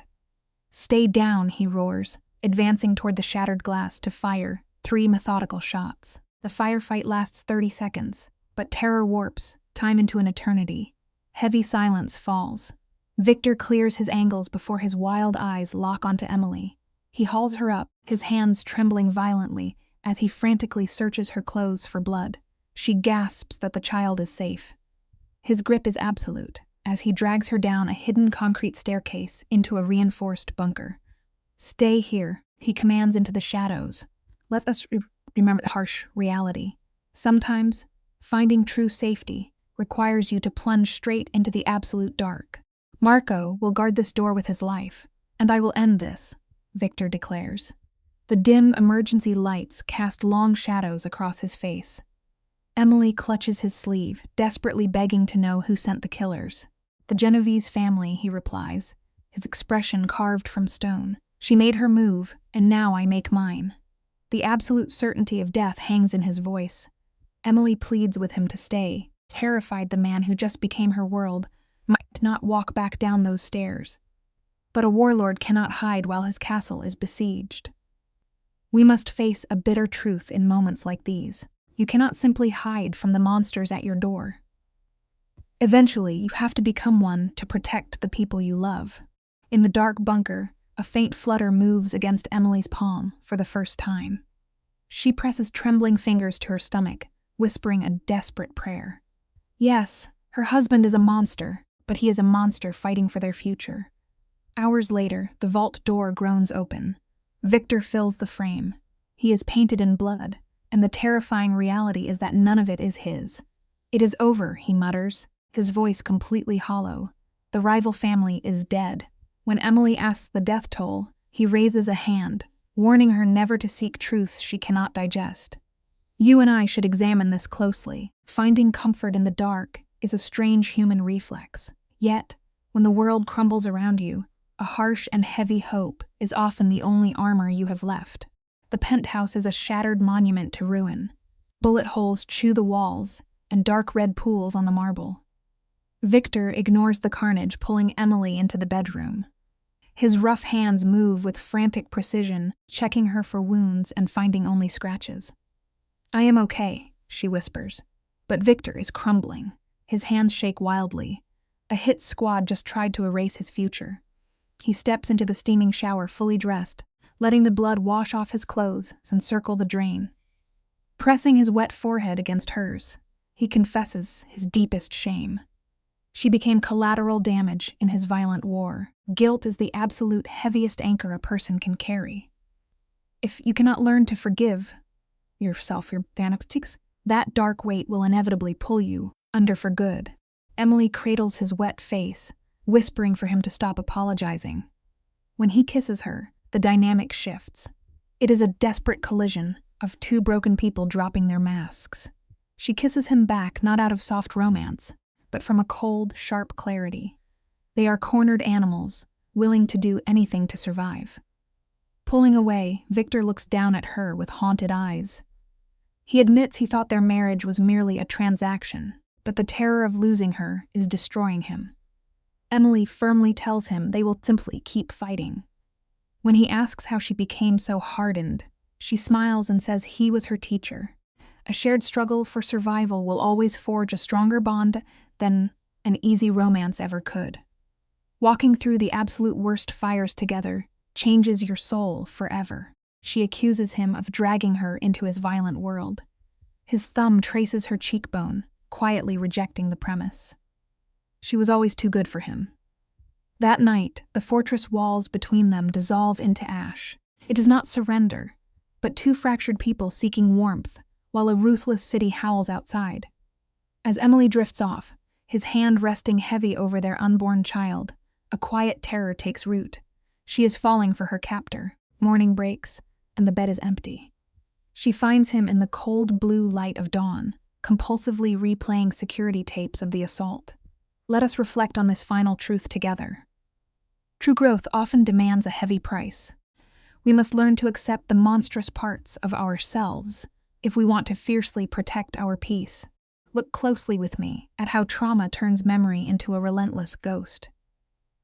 Victor sits paralyzed before the glowing security monitors, endlessly rewinding the footage as if sheer willpower might rewrite history. Emily stands in the doorway, begging him to finally rest, but the Dawn is trapped in a suffocating spiral of hypervigilance. Hitman breached his sanctuary. She offers a heavy reality: those men are dirt, buried by his own bare hands. He turns to her, his eyes completely hollowed out. Gently, she pries the remote from his rigid grip and kills the feed. His voice shatters the quiet air. Every time he blinks, he watches her bleed out. It leaves us with a painful truth. The heaviest crown means absolutely nothing when the fear of losing your family remains the one enemy you cannot kill. The gravitational pull of his bloody past is crushing him alive. He looks at his wife with the fractured gaze of a man who knows another lost child would finally put him in the ground. But Emily offers no soft pity. Her tone turns remarkably sharp, demanding he stop mourning a woman who still has warm breath in her lungs. She forces him to see her alive, saved by his own brutal violence. Victor finally follows her to the mattress, collapsing fully clothed in the shadows. Wrapped in the dark, he offers a chilling confession. He slaughtered 6 men tonight and felt absolutely nothing. No rage, no sorrow, just the freezing efficiency of a machine. Sometimes, we must realize that surviving a completely broken world requires letting the coldness settle permanently into your own bones. Emily reaches into the pitch-black space between them and takes his trembling hand. If a total lack of remorse makes him a monster, what does it make her? She watched him return drenched in blood, and her only emotion was absolute relief. Victor traces slow circles on her stomach, offering a grim philosophy. She is not morally failing, merely adapting to the rot. Over the coming weeks, the dichotomy of the Dawn becomes glaring. Inside these walls, he is a tender father, reading parenting books. Outside, he remains a ruthless merchant of death. Picture Emily sipping morning tea, casually watching her devoted husband order an execution over scrambled eggs. We see a dark reality here. True survival and absolute sin so often wear the exact same face. You and I are watching her sit across from a man who could dismantle a dynasty before the appetizers arrive. She studies the casual villainy in his posture, suddenly feeling the sharp, undeniable kick of their unborn baby. Victor lets his iron armor slip for just a second, asking quietly if sleeping next to a predator terrifies her. Her response is pure, unfiltered ice. She tells him his capacity for violence is the very shield keeping them breathing. We must sometimes wrap ourselves in shadows just to keep our own fragile light from blowing out. The lighting shifts dramatically days later, at their 20-week ultrasound. The cold Mafia world completely vanishes as the doctor moves the wand. A glowing monitor reveals a perfect spine and the rapid, undeniable rhythm of a tiny heartbeat. The doctor asks the heavy question, do they wish to know the gender? Emily glances at the undisputed king of the syndicate. To the outside world, this man is carved from stone, yet his hand vibrates violently against hers. The exact moment the word girl leaves the doctor's mouth, the sovereign completely crumbles. His knees literally give way beneath him. 30 years of calcified grief violently cracks open. As the monitor hums with proof of life, Victor collapses against his wife, weeping with a silent, earth-shattering intensity. He is drowning in the phantom memory of Sophia, the precious daughter stolen by this very life. We all must learn this painful lesson. Grief never truly leaves the body. It merely waits in the silent corners, ready to ambush us the moment we dare to hope again.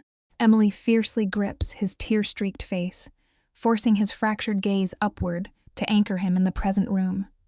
She reminds him this child is a completely new soul, totally untainted by the dark blood on his ledger. But Victor is drowning in a fear born of the Mafia, terrified his violent kingdom will simply claim another innocent life. Emily meets his spiraling panic with an absolute vow. If the Empire burns, they will burn inside it together. She teaches us all a vital lesson.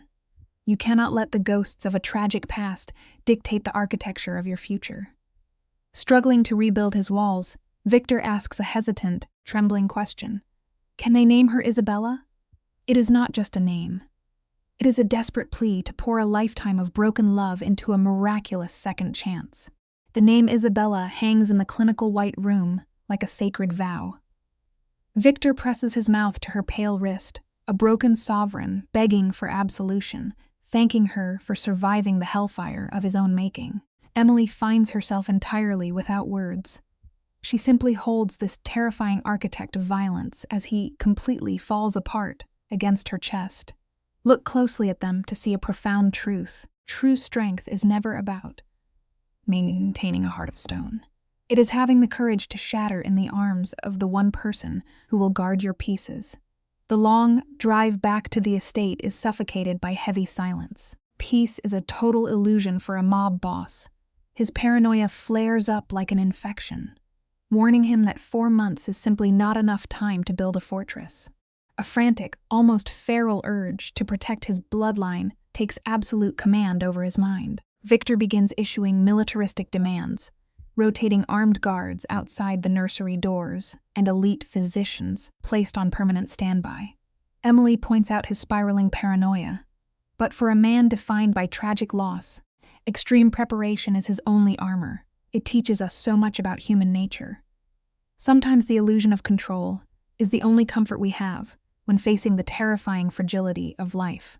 Within days, he guts a massive guest room, converting it into a literal vault painted in soft pink. At 2 a.m, the city's most lethal predator is on his hands and knees, obsessively tightening the bolts of a wooden crib. He refuses all help, paying his emotional debt in sweat. He cranks down hard on a steel bolt, his mind heavy with the toxic ghosts of his own brutal upbringing. His father offered zero warmth, only the crushing expectations of the syndicate and cold cash. Victor is entirely determined that his daughter will rest in something constructed by her father's own bruised hands. It is a powerful reminder. Generational trauma only ends when we actively choose to build where our ancestors destroyed.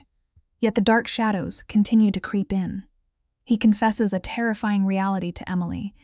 He can buy the world, but cannot promise a stray bullet will not find her. Emily drops to the floor beside him. She looks this crime lord in the eye, declaring they will simply forge their safety in the very flames of his empire, weathering the storm as one. Victor stares at her, genuinely shocked by the sheer force of her psychological evolution. He asks exactly when she transformed into the fearless anchor of their dark syndicate. Emily offers a knowing smirk, admitting they balance each other out in the most beautifully toxic manner possible.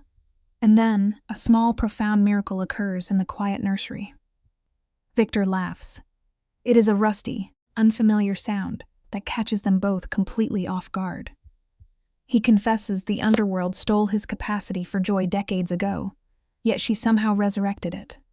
We must all remember this simple lesson. Find the person who can pull real laughter from your deepest trauma, and you will have someone worth going to war for. But this fragile piece is annihilated by sunrise. The head maid arrives, announcing Emily's mother is at the gates. Let us pause together and examine the suffocating tension of a penthouse operating as a militarized vault. Emily feels her blood turn to ice. Panic sets in as she orders the staff to claim she is traveling abroad. But her mother is already on the way, armed with a leaked address and sharp maternal intuition. Emily looks to Victor, practically hyperventilating. The dawn shifts instantly into a cold, tactical mastermind. He makes the calculated decision to let her inside, demanding Emily give an absolutely flawless performance while 5 months pregnant. At exactly 3 p.m, the heavy doors swing open. Emily stands there wrapped in silk, her belly visibly showing. It teaches us a vital truth. The hardest lies to sell are always the ones written clearly on our own bodies. The reality of the pregnancy hangs in the quiet room, heavy and suffocating. It takes 3 seconds for her mother's face to completely shatter. Shock morphs into deep hurt, then hardens into white-hot rage. She snaps that Emily kept this child a total secret, married to a phantom they never met. Victor smoothly pivots, sliding into the role of the charming, wealthy husband. He extends a hand that has literally ended bloodlines, offering a calm apology. But her mother leaves him hanging. She locks a death glare onto her daughter, demanding to know who this stranger really is. We often try to mask our darkest truths with polite appearances. But remember this simple lesson. You can dress up a predator in fine suits, but a mother always knows the wolf. Look closely at this heartbreaking dynamic with me. Emily stands there, swearing she genuinely loves this man, and they are starting a family. But her mother refuses the narrative. She looks right past the expensive clothes and sees the raw terror vibrating underneath her daughter's skin. Before Emily breaks down, Victor steps forward. The polite mask falls away, and the ruthless warlord takes the stage. The room turns to ice as he claims he is protecting her, pointing to their lifestyle, as if wealth equals safety. Her mother lets out a bitter laugh, calling Emily a prisoner locked in a gold cage. It hits a deep nerve, leaving us with a harsh truth. No matter how much money you throw at a problem, a cage is still a cage, even when the bars are forged from solid gold. The camera pushes in slowly. The air in the room feels thick, suffocating, like the breathless quiet right before a storm. Emily plants her feet, her voice shaking slightly as she insists she chose this chaotic existence. But her mother just watches her, eyes sharp and unforgiving. She asks, voice barely above a whisper, if someone else made that choice for her. Silence fills the space. In the background, Victor remains perfectly still, statue of cold marble in the dim lighting. The older woman finally turns, leaving a quiet promise that Emily can call if she ever needs to run. As the heavy wooden door clicks shut, Emily slides down the wall, her breathing ragged. Today, you and I are going to watch this tragedy unfold, starting with a simple truth. No matter how perfectly you dress up your life, you can never hide the cracks from the people who raised you. The lighting shifts, casting sharp shadows across Victor's face. He cannot let this go. His gaze goes hollow as he raises his phone, his voice a low rumble. He orders constant surveillance on her mother, demanding a wire on every phone line. Emily watches in absolute horror, realizing her husband is now hunting her own family. But Victor steps into her space, his towering frame blocking the light, insisting this madness is the only way to keep them secure. If her mother keeps pulling at the threads, his violent empire could collapse. He grips her shoulders tightly, offering a twisted promise of safety. It is a heartbreaking reality we must all face. Toxic individuals will constantly disguise their absolute control as a shield, but genuine love will only suffocate when you lock it inside a heavy cage of fear. Victor relentlessly repeats that his absolute control is the only thing keeping them breathing. Emily tries to fight, but the exhaustion is written deep in her face. Heavy with child, and entirely cornered, she closes her eyes and whispers her surrender. Victor wraps her in a crushing embrace, demanding her faith, though her trust is already burned to ash. The scene cuts to the dead of night. The city outside is silent, but Emily lies wide awake. Victor's scarred hand rests gently on her stomach, feeling the sudden kick of their unborn child. She stares at the brutal man beside her, the man who stole her freedom yet became her entire world. The human heart is a tragic mystery. We so often defy all reason, somehow anchoring our deepest affection to the very same people who built the walls holding us captive. The true tragedy here is that she genuinely loves him, even as every instinct screams at her to run. Victor brushes her devotion off as a psychological response, but Emily understands it is raw survival. 6 months pregnant, she is guarded like a priceless asset. The penthouse is flooded with experts, every heartbeat tracked. When the pressure breaks her, she screams that she feels like nothing more than an incubator. Victor's expression turns to stone. He coldly replies that she is the most vital incubator in his entire empire. It is a devastating blow. Yet, just moments later, this terrifying kingpin drops to his knees on the hardwood floor and tenderly massages her aching feet. Let us look at this together. Sometimes the deepest layers of human devotion are buried directly beneath the cruelest, most unfeeling armor a person can wear. Emily stares down at him, utterly paralyzed. This architect of violence possesses the gentlest touch. The quiet shatters when he softly murmurs that his late wife, Sophia, suffered the exact same aches. That single name drops the temperature in the room to freezing. The unbreakable crime lord suddenly sounds hollow, admitting that merely speaking her name unleashes a grief he cannot outrun. Sophia was 23, carrying his child, and he truly believed his power made them gods. Then a rival family gunned her down, solely to destroy his soul. His hands freeze on Emily's ankles. He looks up, his eyes dead, and confesses that it worked. They broke him. This is the fatal flaw of carrying trauma. We construct iron fortresses to block out the agony of our past, only to realize we have permanently locked ourselves inside with our most vicious ghosts. For a decade, Victor drowned his grief in an ocean of blood. He became an instrument of vengeance, forcing his enemies to watch their own bloodlines perish before granting them the mercy of death. Any rational person, hearing this monstrous confession, would bolt for the door. Emily should be paralyzed with fear. But as she gazes down at his trembling shoulders, the final puzzle piece falls into place. His suffocating paranoia is just raw terror that history will repeat itself. Victor vows he will turn the world to ash before letting a single soul harm her or their child. Slowly, Emily reaches down and cradles his face, whispering that while his darkness terrifies her, she is not leaving. It is a profound paradox. Sometimes the exact violence that makes someone a monster is the very reason we choose to stay and anchor them in the dark. Emily delivers a devastating piece of honesty. She admits she stays because his nightmarish reputation holds the entire world at bay. His violence has become their impenetrable shield. A faint, proud smile pulls at the corner of Victor's mouth. He realizes he has forged her into a hardened survivor. But as a sudden kick from the baby hits his palm, a crushing wave of guilt washes over his features. Emily silences his apology before it even leaves his throat. In this shadowy underworld, polite morality is entirely useless. You are either standing your ground or digging a grave. Victor leans in, pressing a gentle kiss to her stomach, then her knuckles, and finally her lips. He whispers that he loves her, knowing he is unworthy of the gift. Life strips us down to our core. When survival is on the line, every civilized rule fades away, leaving only the fierce reality of who keeps your heart beating. Those 3 words tear straight through Emily's defenses. Victor pulls back, his voice thick with gravel, insisting she never has to echo the sentiment. He is fully aware of the monster he is. He simply needs her to understand she was never a transaction. She has become raised risen for existing.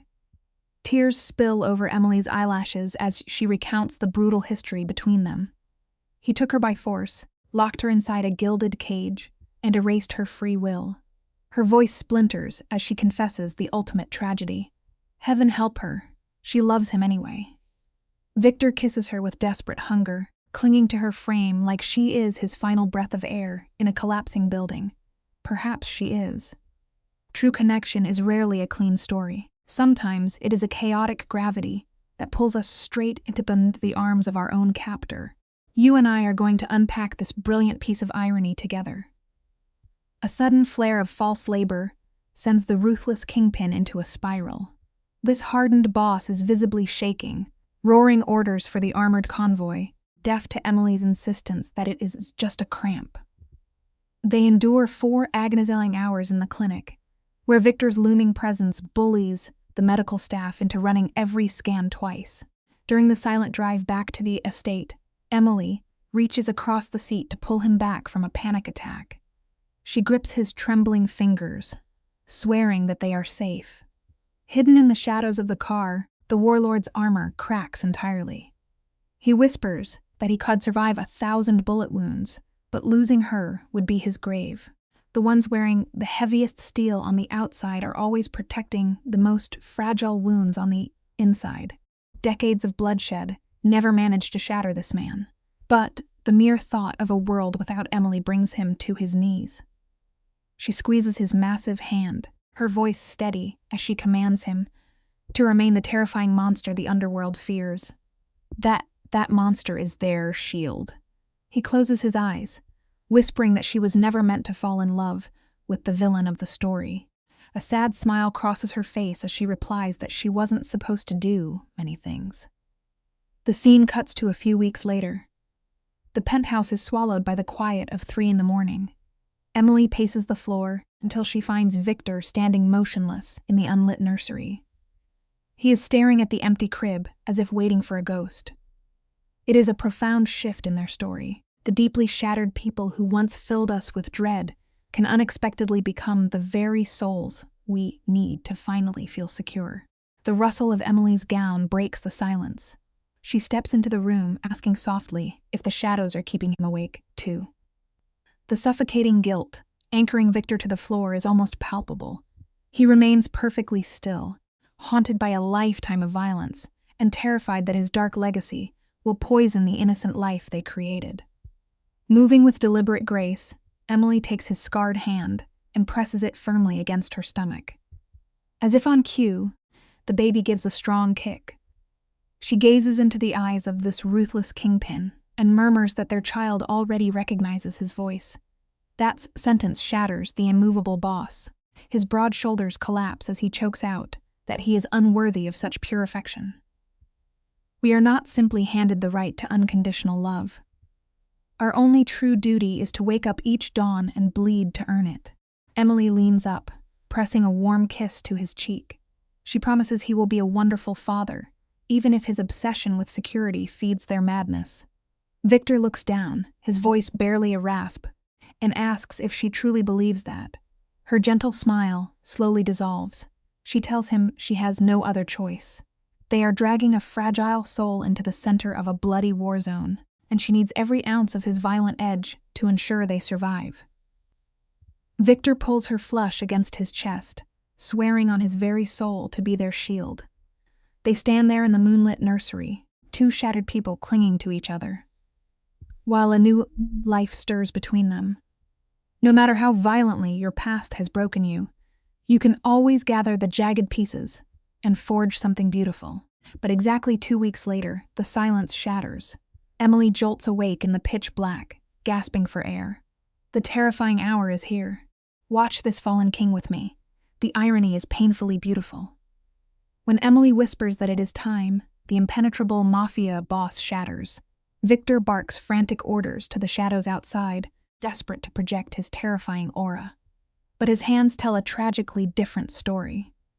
The man who coldly erases rivals is shaking so violently he cannot even manage his own shoelaces.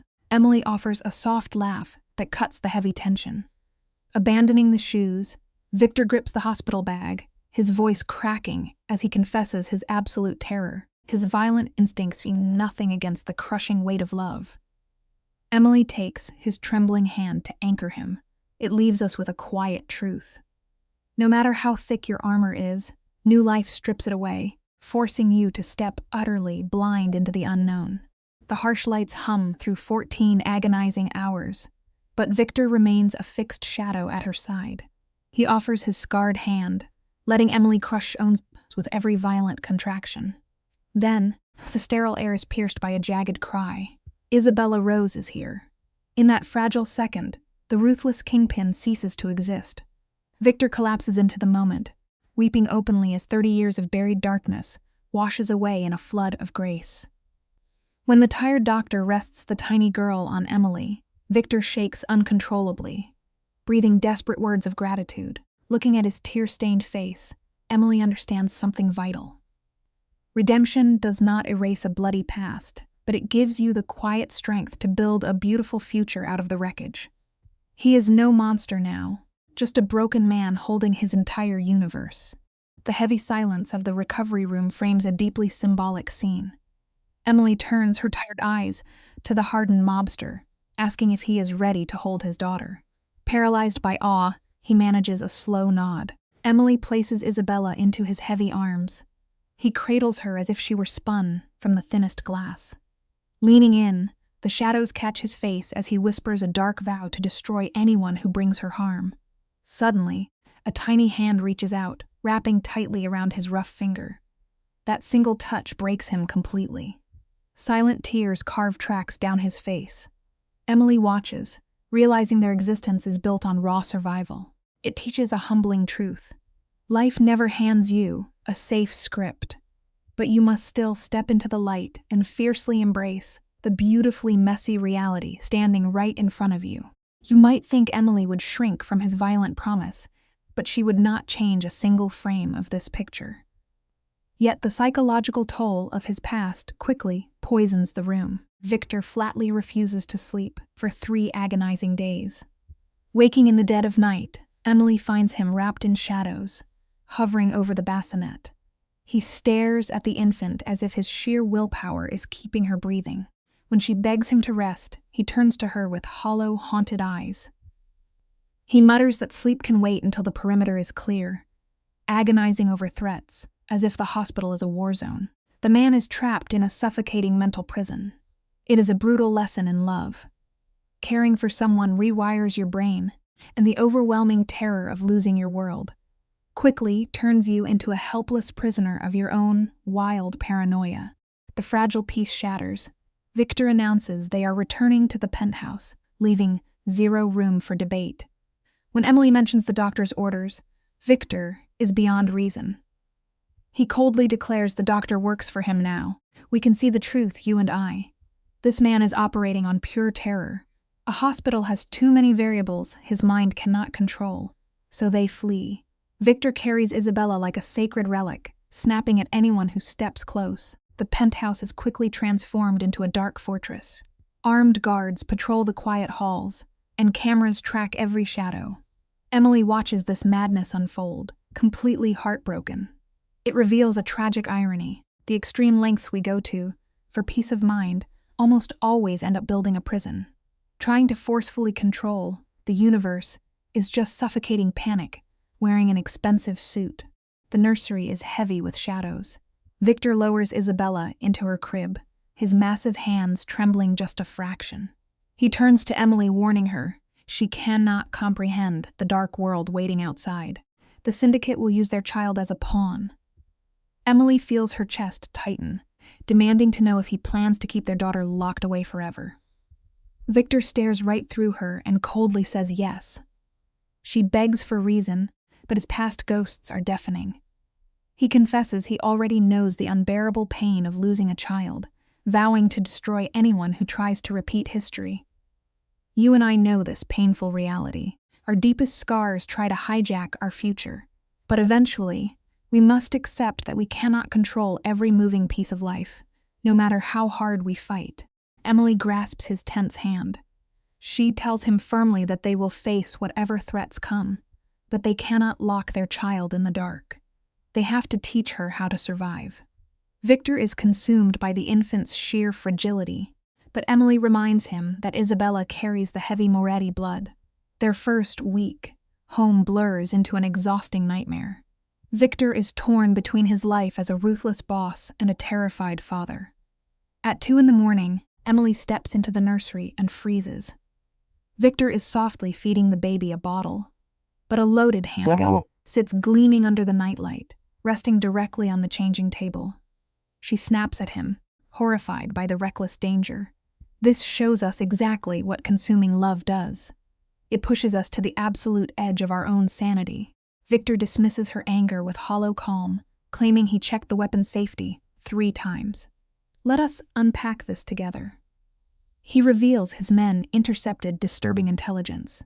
A rival family is hunting down the hospital security footage. Emily breathlessly asks what this means. Victor grips the bottle so tightly, his knuckles turn stark white. He explains he has already broadcast a lethal ultimatum. If anyone casts a shadow near his daughter, their bloodline will be erased.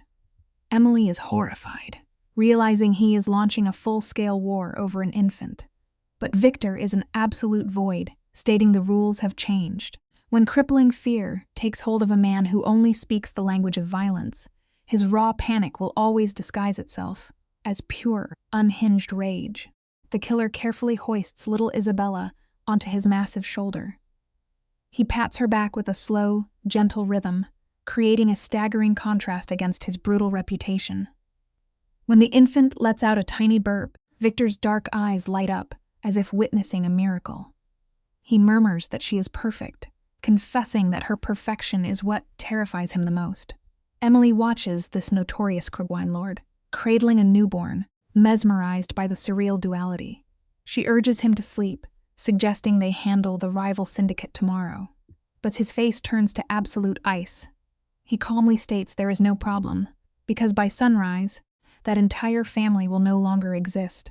The terrifying truth is that actions driven by profound love often look exactly like cold-blooded villainy. By sunrise, anyone who plotted against his daughter is buried. You and I know Emily should be horrified by this bloodbath. Yet, she only feels a profound wave of relief. Guaranteeing her baby's survival easily outweighs keeping a spotless conscience. She questions her morality, but still looks at her husband, or whispers a genuine thank you. Victor's deadly glare melts away. They hold each other in the quiet room while their enemies are erased. 3 weeks later, Isabella offers her first real smile. Emily finds Victor standing over the crib, completely frozen, as heavy tears slide down his scarred face. The cost of peace is never free. It always demands that you stand before a mirror and decide exactly what pieces of your soul you are willing to burn down to protect what you love. The cinematic contrast here is staggering. The lighting softens as Victor calls to Emily, his deep voice cracking with wonder. The baby just smiled at him. Emily suggests it is merely a reflex, but Victor refuses to listen. He traces his daughter's cheek with rough, scarred fingers, convinced she recognizes him. The same man who coldly ordered a ruthless massacre hours prior is shedding quiet tears over an infant. When Victor asks how his child could ever love a monster, Emily delivers a beautiful truth. The baby knows her father would reduce the world to ash just to keep her warm. Sometimes, that fierce instinct to protect is the only pure peace left in a deeply broken soul. And honestly, that terrifying dedication is often the exact anchor a family needs to hold together through the darkest storms. The heavy steel of the armored door echoes with a sharp knock, shattering their quiet sanctuary. Emily's mother stands on the threshold, a desperate ghost from a discarded past. When Marco, a brutal enforcer, moves to block her, she shoves him aside, daring him to draw his weapon. Victor slides from the deep shadows, his gaze cold, but this ordinary woman never flinches. She stares down the ruthless crime boss, demanding to know why her child is locked in a cage. Stunned by her raw defiance, Victor silently steps aside, granting her 1 hour.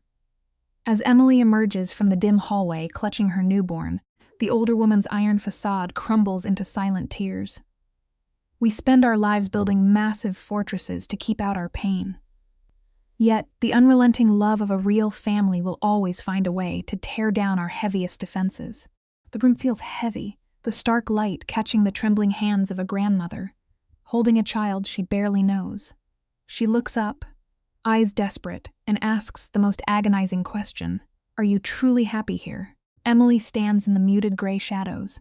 She could offer a comforting lie, but she delivers the brutal truth instead. She admits she is surviving, confessing that loving a ruthless man like Victor is deeply terrifying. Her mother frantically tries to warn her about the violence of men, but Emily pulls the baby closer to her chest, silencing the room. "All men are dangerous," she whispers coldly, but Victor wears his violence on his skin. It is a haunting psychological shift we must all recognize. You can spend so much time forcing your eyes to adapt to the pitch black that the warmth of normal daylight eventually burns your skin, leaving you forever changed. The suffocating tension inside this frame is almost physical. A heartbroken mother stands in the center of the room, desperate to uncover if this violent kingpin is destroying her daughter. But the tragic reality paints a far more complicated picture. Emily slowly shakes her head, a fractured smile touching her lips. The innocent girl from the past has been completely swallowed by Victor's dark shadow. He loves her, undeniably, but it is an obsessive devotion that ticks like a buried explosive. When her mother finally speaks the ugly truth, labeling it a textbook trauma bond, Emily does not even blink. She merely presses a gentle kiss to her baby's warm forehead, rooting her feet to the floor. It is a bitter reality of the human heart. Sometimes, you can build your entire life on top of the most jagged, agonizing scars imaginable and simply decide to call that ruin your home. The camera lingers as the defeated mother retreats into the hallway. The heavy deadbolt clicks shut with a harsh thud, sealing the room. Instantly, Victor bleeds out of the dark corners, his jaw tight. His voice is a low rumble as he declares the woman is a massive liability to their syndicate. But Emily refuses to shrink away. Shifting the infant in her arms, her posture mirrors his cold stillness. "Of course, she is a problem," Emily replies calmly. "She is family." When Victor asks what happens if she crosses his violent boundaries, Emily stares into the killer's eyes and promises they will handle it together. He gently kisses her forehead, realizing he has completely rewritten her soul. It is a strange paradox of survival. Even inside the most dangerous environments, fragile shoots of genuine loyalty can still manage to grow right through the shattered concrete. The crushing weight of the scene shatters in a completely unexpected way. Little Isabella lets out a bright, ringing laugh that seems to suspend time itself. Victor freezes in his tracks, a hardened killer entirely disarmed by a gentle sound. Filming quietly from the corner of the room, Emily softly urges him to repeat his silly expression. Suddenly, this ruthless syndicate boss scoops his tiny daughter off the floor, spinning her through the golden light as she shrieks with pure joy. Watching this terrifying man cradle the infant, a profound, tragic realization washes over Emily. She is genuinely happy. She found her peace not by escaping the violence, but by anchoring herself directly to it. It is a fascinating truth about survival. Sometimes, the exact chaos that rips your old world into pieces hands you the raw, jagged materials to build a new life that is fiercely your own. The heavy silence of the bedroom is only broken by the soft rise and fall of the baby's breathing. Reaching across the cool sheets, Victor gently covers Emily's hand with his scarred, violent knuckles. In a devastatingly rare moment of vulnerability, the mask slips. He confesses his deepest, guarded desire. He wants a real marriage. He wants more children, begging for an end to the cold, transactional contracts that first chained them together. Stripped of his terrifying armor, he is pleading simply as a broken man, desperate for love. Emily studies the agonizing hope in the eyes of a kingpin who has only known ruin.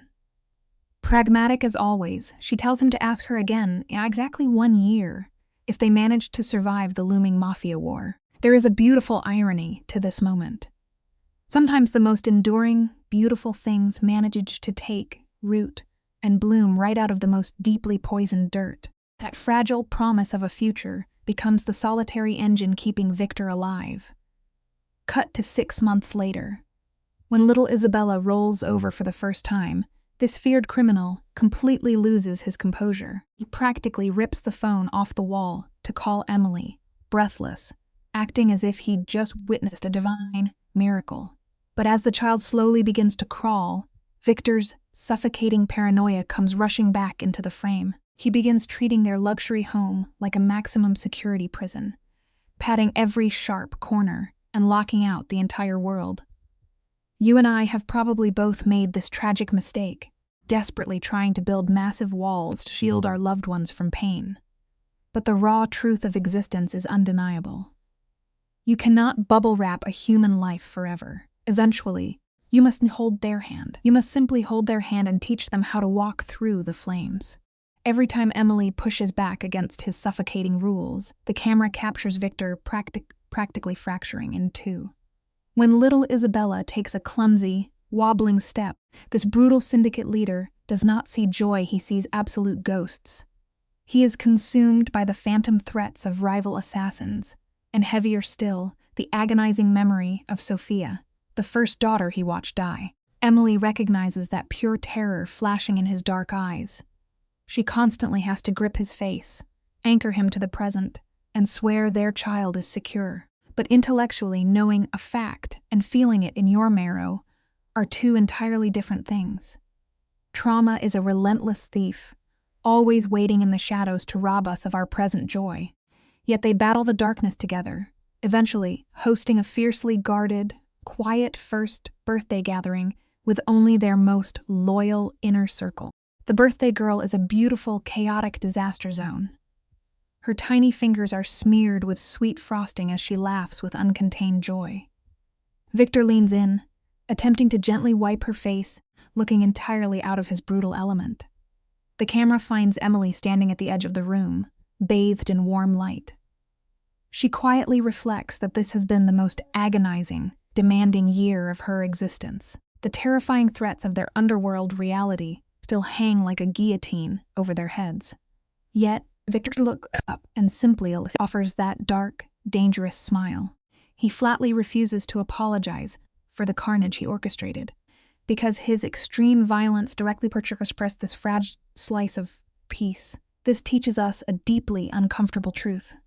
Sometimes the most destructive, terrifying storms are exactly what is required to finally clear the heavy sky and let the sun shine through. Fast forward 18 months, and the universe halts when Isabella speaks her very first word. She looks directly into the eyes of a killer and simply says, "Dada, today, you and I are going to look at this profound shift together." This terrifying kingpin, a man who commands the underworld with an iron fist, completely shatters on the nursery floor. He pulls his little girl to his chest, weeping openly, desperate for her to repeat that single syllable. He glances up at Emily in absolute panic, terrified she still sees the cold monster he used to be. But Emily steps into the frame and fiercely shuts that fear down, reminding him he is simply a father who adores his daughter. We are never defined by the horrible mistakes we made in the dark. What matters is how fiercely we protect the innocent light when morning finally breaks over the horizon. The camera slowly lowers as Emily drops to the floor, wrapping her arms tightly around her two beautifully broken people. She swears she no longer sees a brutal syndicate executioner. Instead, she sees the steady anchor who grounds her during her panic attacks, the man who acts like a complete fool just to pull a laugh from their child. To her, the mafia violence outside has simply become an ugly, necessary tacos for their survival. By the time Isabella reaches 2 years old, taking her first wobbly steps across the room, Victor is completely locked in. He hovers close, catching her every single time she loses her balance. Emily sits back, bathing in the strange, poetic peace of her unconventional family.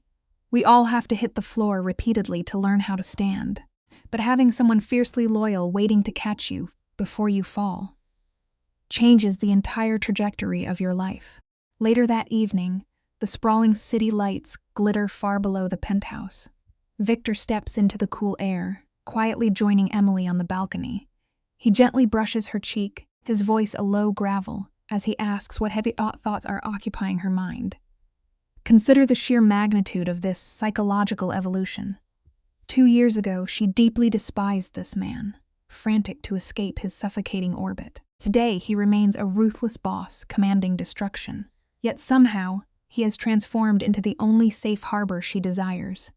Love is an entirely unhinged force, completely ignoring the polite rules we try to enforce upon it. That original cold contract they signed has expired into absolute dust. When you strip away the bloody chaos of life, you realize true loyalty is never printed on a fragile legal document. It is carved permanently into the very foundation of the soul. Picture the heavy, suffocating silence hanging over the dimly lit balcony. The cold night air wraps around them as Victor, a man carved from violence, offers her an unexpected escape. He tells her she can take the money, vanish, and start over, but the catch drops like a judge's gavel. He will never let her take little Isabella. His jaw tightens. The child stays. Emily does not even blink. She holds the gaze of this terrifying boss and declares her truth, her voice steady against the wind. They are bound together, permanently. He may have stolen her life, but tonight, she chooses to walk into the fire by his side. True loyalty is not about chasing a flawless fairy tale. It is about choosing to fiercely water the strange, tangled roots you have already planted in the dark. She fully comprehends the sheer scale of the monster standing before her, and she accepts him utterly. His terrifying capacity for violence has become the very armor, keeping them breathing. Let the camera dissolve through 3 years of shadows. The ultimate twist arrives. Emily is pregnant again. When the words leave her lips, Victor, the untouchable overlord of the underground, physically crumbles. He weeps like a broken boy, convinced she would never birth another soul into their bullet-riddled kingdom. But Emily just offers a warm, anchoring laugh. She touches his face, whispering that their daughter needs backup for the syndicate legacy. It is a profound truth. Even the coldest, most ruthless hearts will inevitably shatter when someone finally offers them unconditional grace. Right on cue, little Isabella bursts into the heavy oak room like a joyful tornado, begging for playtime. Victor scoops her up, his scarred hands, holding her with impossible gentleness, and tells her she is going to be a big sister. The child erupts in wild, innocent cheers, cutting through the grim reality of their world. Emily lingers by the doorway, absorbing the rich warmth of this bizarre family dynamic. Let us look at this piece by piece, shall we? This is light years away from the pristine fairy tale she once prayed for. It is an existence built on coercion, evolving into something fierce and undeniable. Is it healthy? No, but it is theirs. When life hands you a pile of shattered glass, the only real choice is to bleed a little while you glue it together into a stained glass window. 5 long years after a brutal contract erased her former life, Emily stands in the shadowy doorway of the nursery. She watches this terrifying boss gently rock their second baby to sleep, the soft moonlight catching the lethal lines of his face. Victor senses her gaze, looking up to quietly ask what she is plotting. She steps into the light and hits him with the raw truth. She knows she should despise him. Any doctor would instantly label her a tragic victim. But standing in that peaceful room, the clinical labels burn away. She stayed when the cage doors swung open because, beneath the terror, this man gave her an unbreakable purpose. Sometimes the exact forces that threaten to destroy you become the very tools you use to build an absolutely bulletproof life. Picture the absolute psychological madness of this scene. Emily stares this terrifying kingpin dead in the eyes, her voice steady as she admits he broke her, only to forge her fear into a total savage. Victor offers a heartbreaking, knowing smile. He sees the truth in her posture. They stand shoulder to shoulder, in the soft amber light of the nursery. A dynasty poured over a bedrock of spilled blood. The innocent girl who sold her soul to save her family is a ghost. In her place stands the undisputed queen of a dark empire, and she refuses to surrender a single second of her reign. It is a harsh, beautiful lesson. Love does not always arrive gently. Sometimes it is forged in roaring fire, taught by literal monsters who figure out how to be human just to protect their own. Stick with me, this is the moment the power dynamic completely flips. In a brutal world where you either adapt or get swallowed, the hostage falls deeply for the architect of her ruin. Victor stripped away her freedom, demanding an heir like a villain out of a nightmare. But Emily responded with the ultimate reversal. She offered him genuine redemption. Did this killer deserve such grace? Not in the slightest. Yet that is the strange pull of broken people. They find other shattered souls to piece themselves back together. Later, resting against the chest of the menace she used to fear, she whispers a shocking confession. She is grateful he stole her away. True growth means finding your unshakable peace right in the center of a storm you never asked to be in. The cinematic tension here is completely suffocating. Victor pulls her against him, his broad shoulders shaking as he begs her never to say she is glad she was taken. Even a man drenched in sin recognizes his past cruelty, but Emily gently rests her hand over his, pressing it against her stomach, where their third child is growing. She looks into his eyes and quietly explains that every agonizing ounce of trauma paved the dark road to this exact peaceful moment.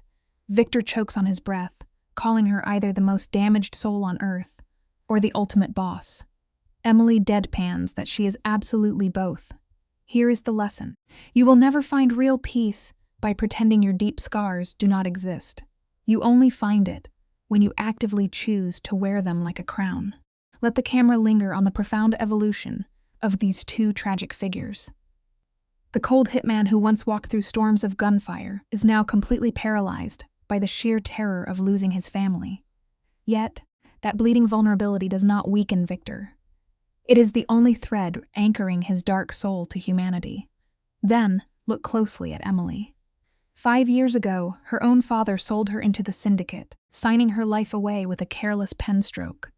Today, she sits upon a heavy throne, ruling an empire alongside the beast who burned her innocence to ash. If given the power to erase that cursed contract, she would refuse. It leaves us with a compelling thought. Sometimes the deeply unfair tragedies designed to break us are the exact forge we need to discover our most undeniable power. You and I have likely wondered how absolute ruin can somehow birth a cinematic masterpiece. The worst tragedy you can picture often becomes the very soil where an unexpected, fierce future takes root. Fate possesses a sick sense of irony, delivering pure salvation wrapped tightly in a nightmare. We all wait for spotless heroes to pull us from the wreckage. But in the suffocating dark of the underworld, survival simply costs too much for anyone to keep their hands clean. The line between savior and villain bleeds away into gray. There is a quiet, haunting lesson here. The most cold-blooded monsters are often just desperate men trying to protect their bloodline. And in the strangest twist of human nature, those exact same monsters sometimes make the most fiercely devoted fathers. Victor S. Past gives the story emotional depth. He lost his first wife, Sophia, and their unborn daughter during a violent conflict, and that loss shaped the man he became. His obsession with having an heir, his fear of losing Emily, his extreme security measures, and his emotional breakdown after learning the baby is a girl all come from old trauma. This teaches an important educational lesson. People who harm others are often carrying wounds of their own, but wounds do not erase responsibility. Victor S. Grief helps explain why he is controlling and terrified, but it does not justify threatening Emily S. Char family or forcing her into marriage. Understanding someone's pain is not the same as excusing their behavior. This is a mature distinction that viewers should learn. Many people in real life, they stay in harmful relationships because they feel sympathy for the other person's trauma. They think he acts this way because he was hurt, or she controls me because she is afraid. Compassion is important, but compassion should not require self-erasure. Victor becomes more human as he opens up about his losses, and Emily begins to see the frightened man behind the monster. That emotional complexity makes the story powerful. However, the educational message must remain clear. Trauma creates responsibility, not permission. A wounded person still has a duty not to wound others. Healing should involve accountability, honesty, and change. Victor S. better moments appear when he admits guilt, shows vulnerability, and begins to love Emily beyond the original contract.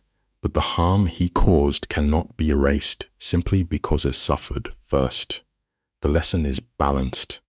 We can understand broken people, but we must still judge actions by whether they respect dignity, freedom, and safety.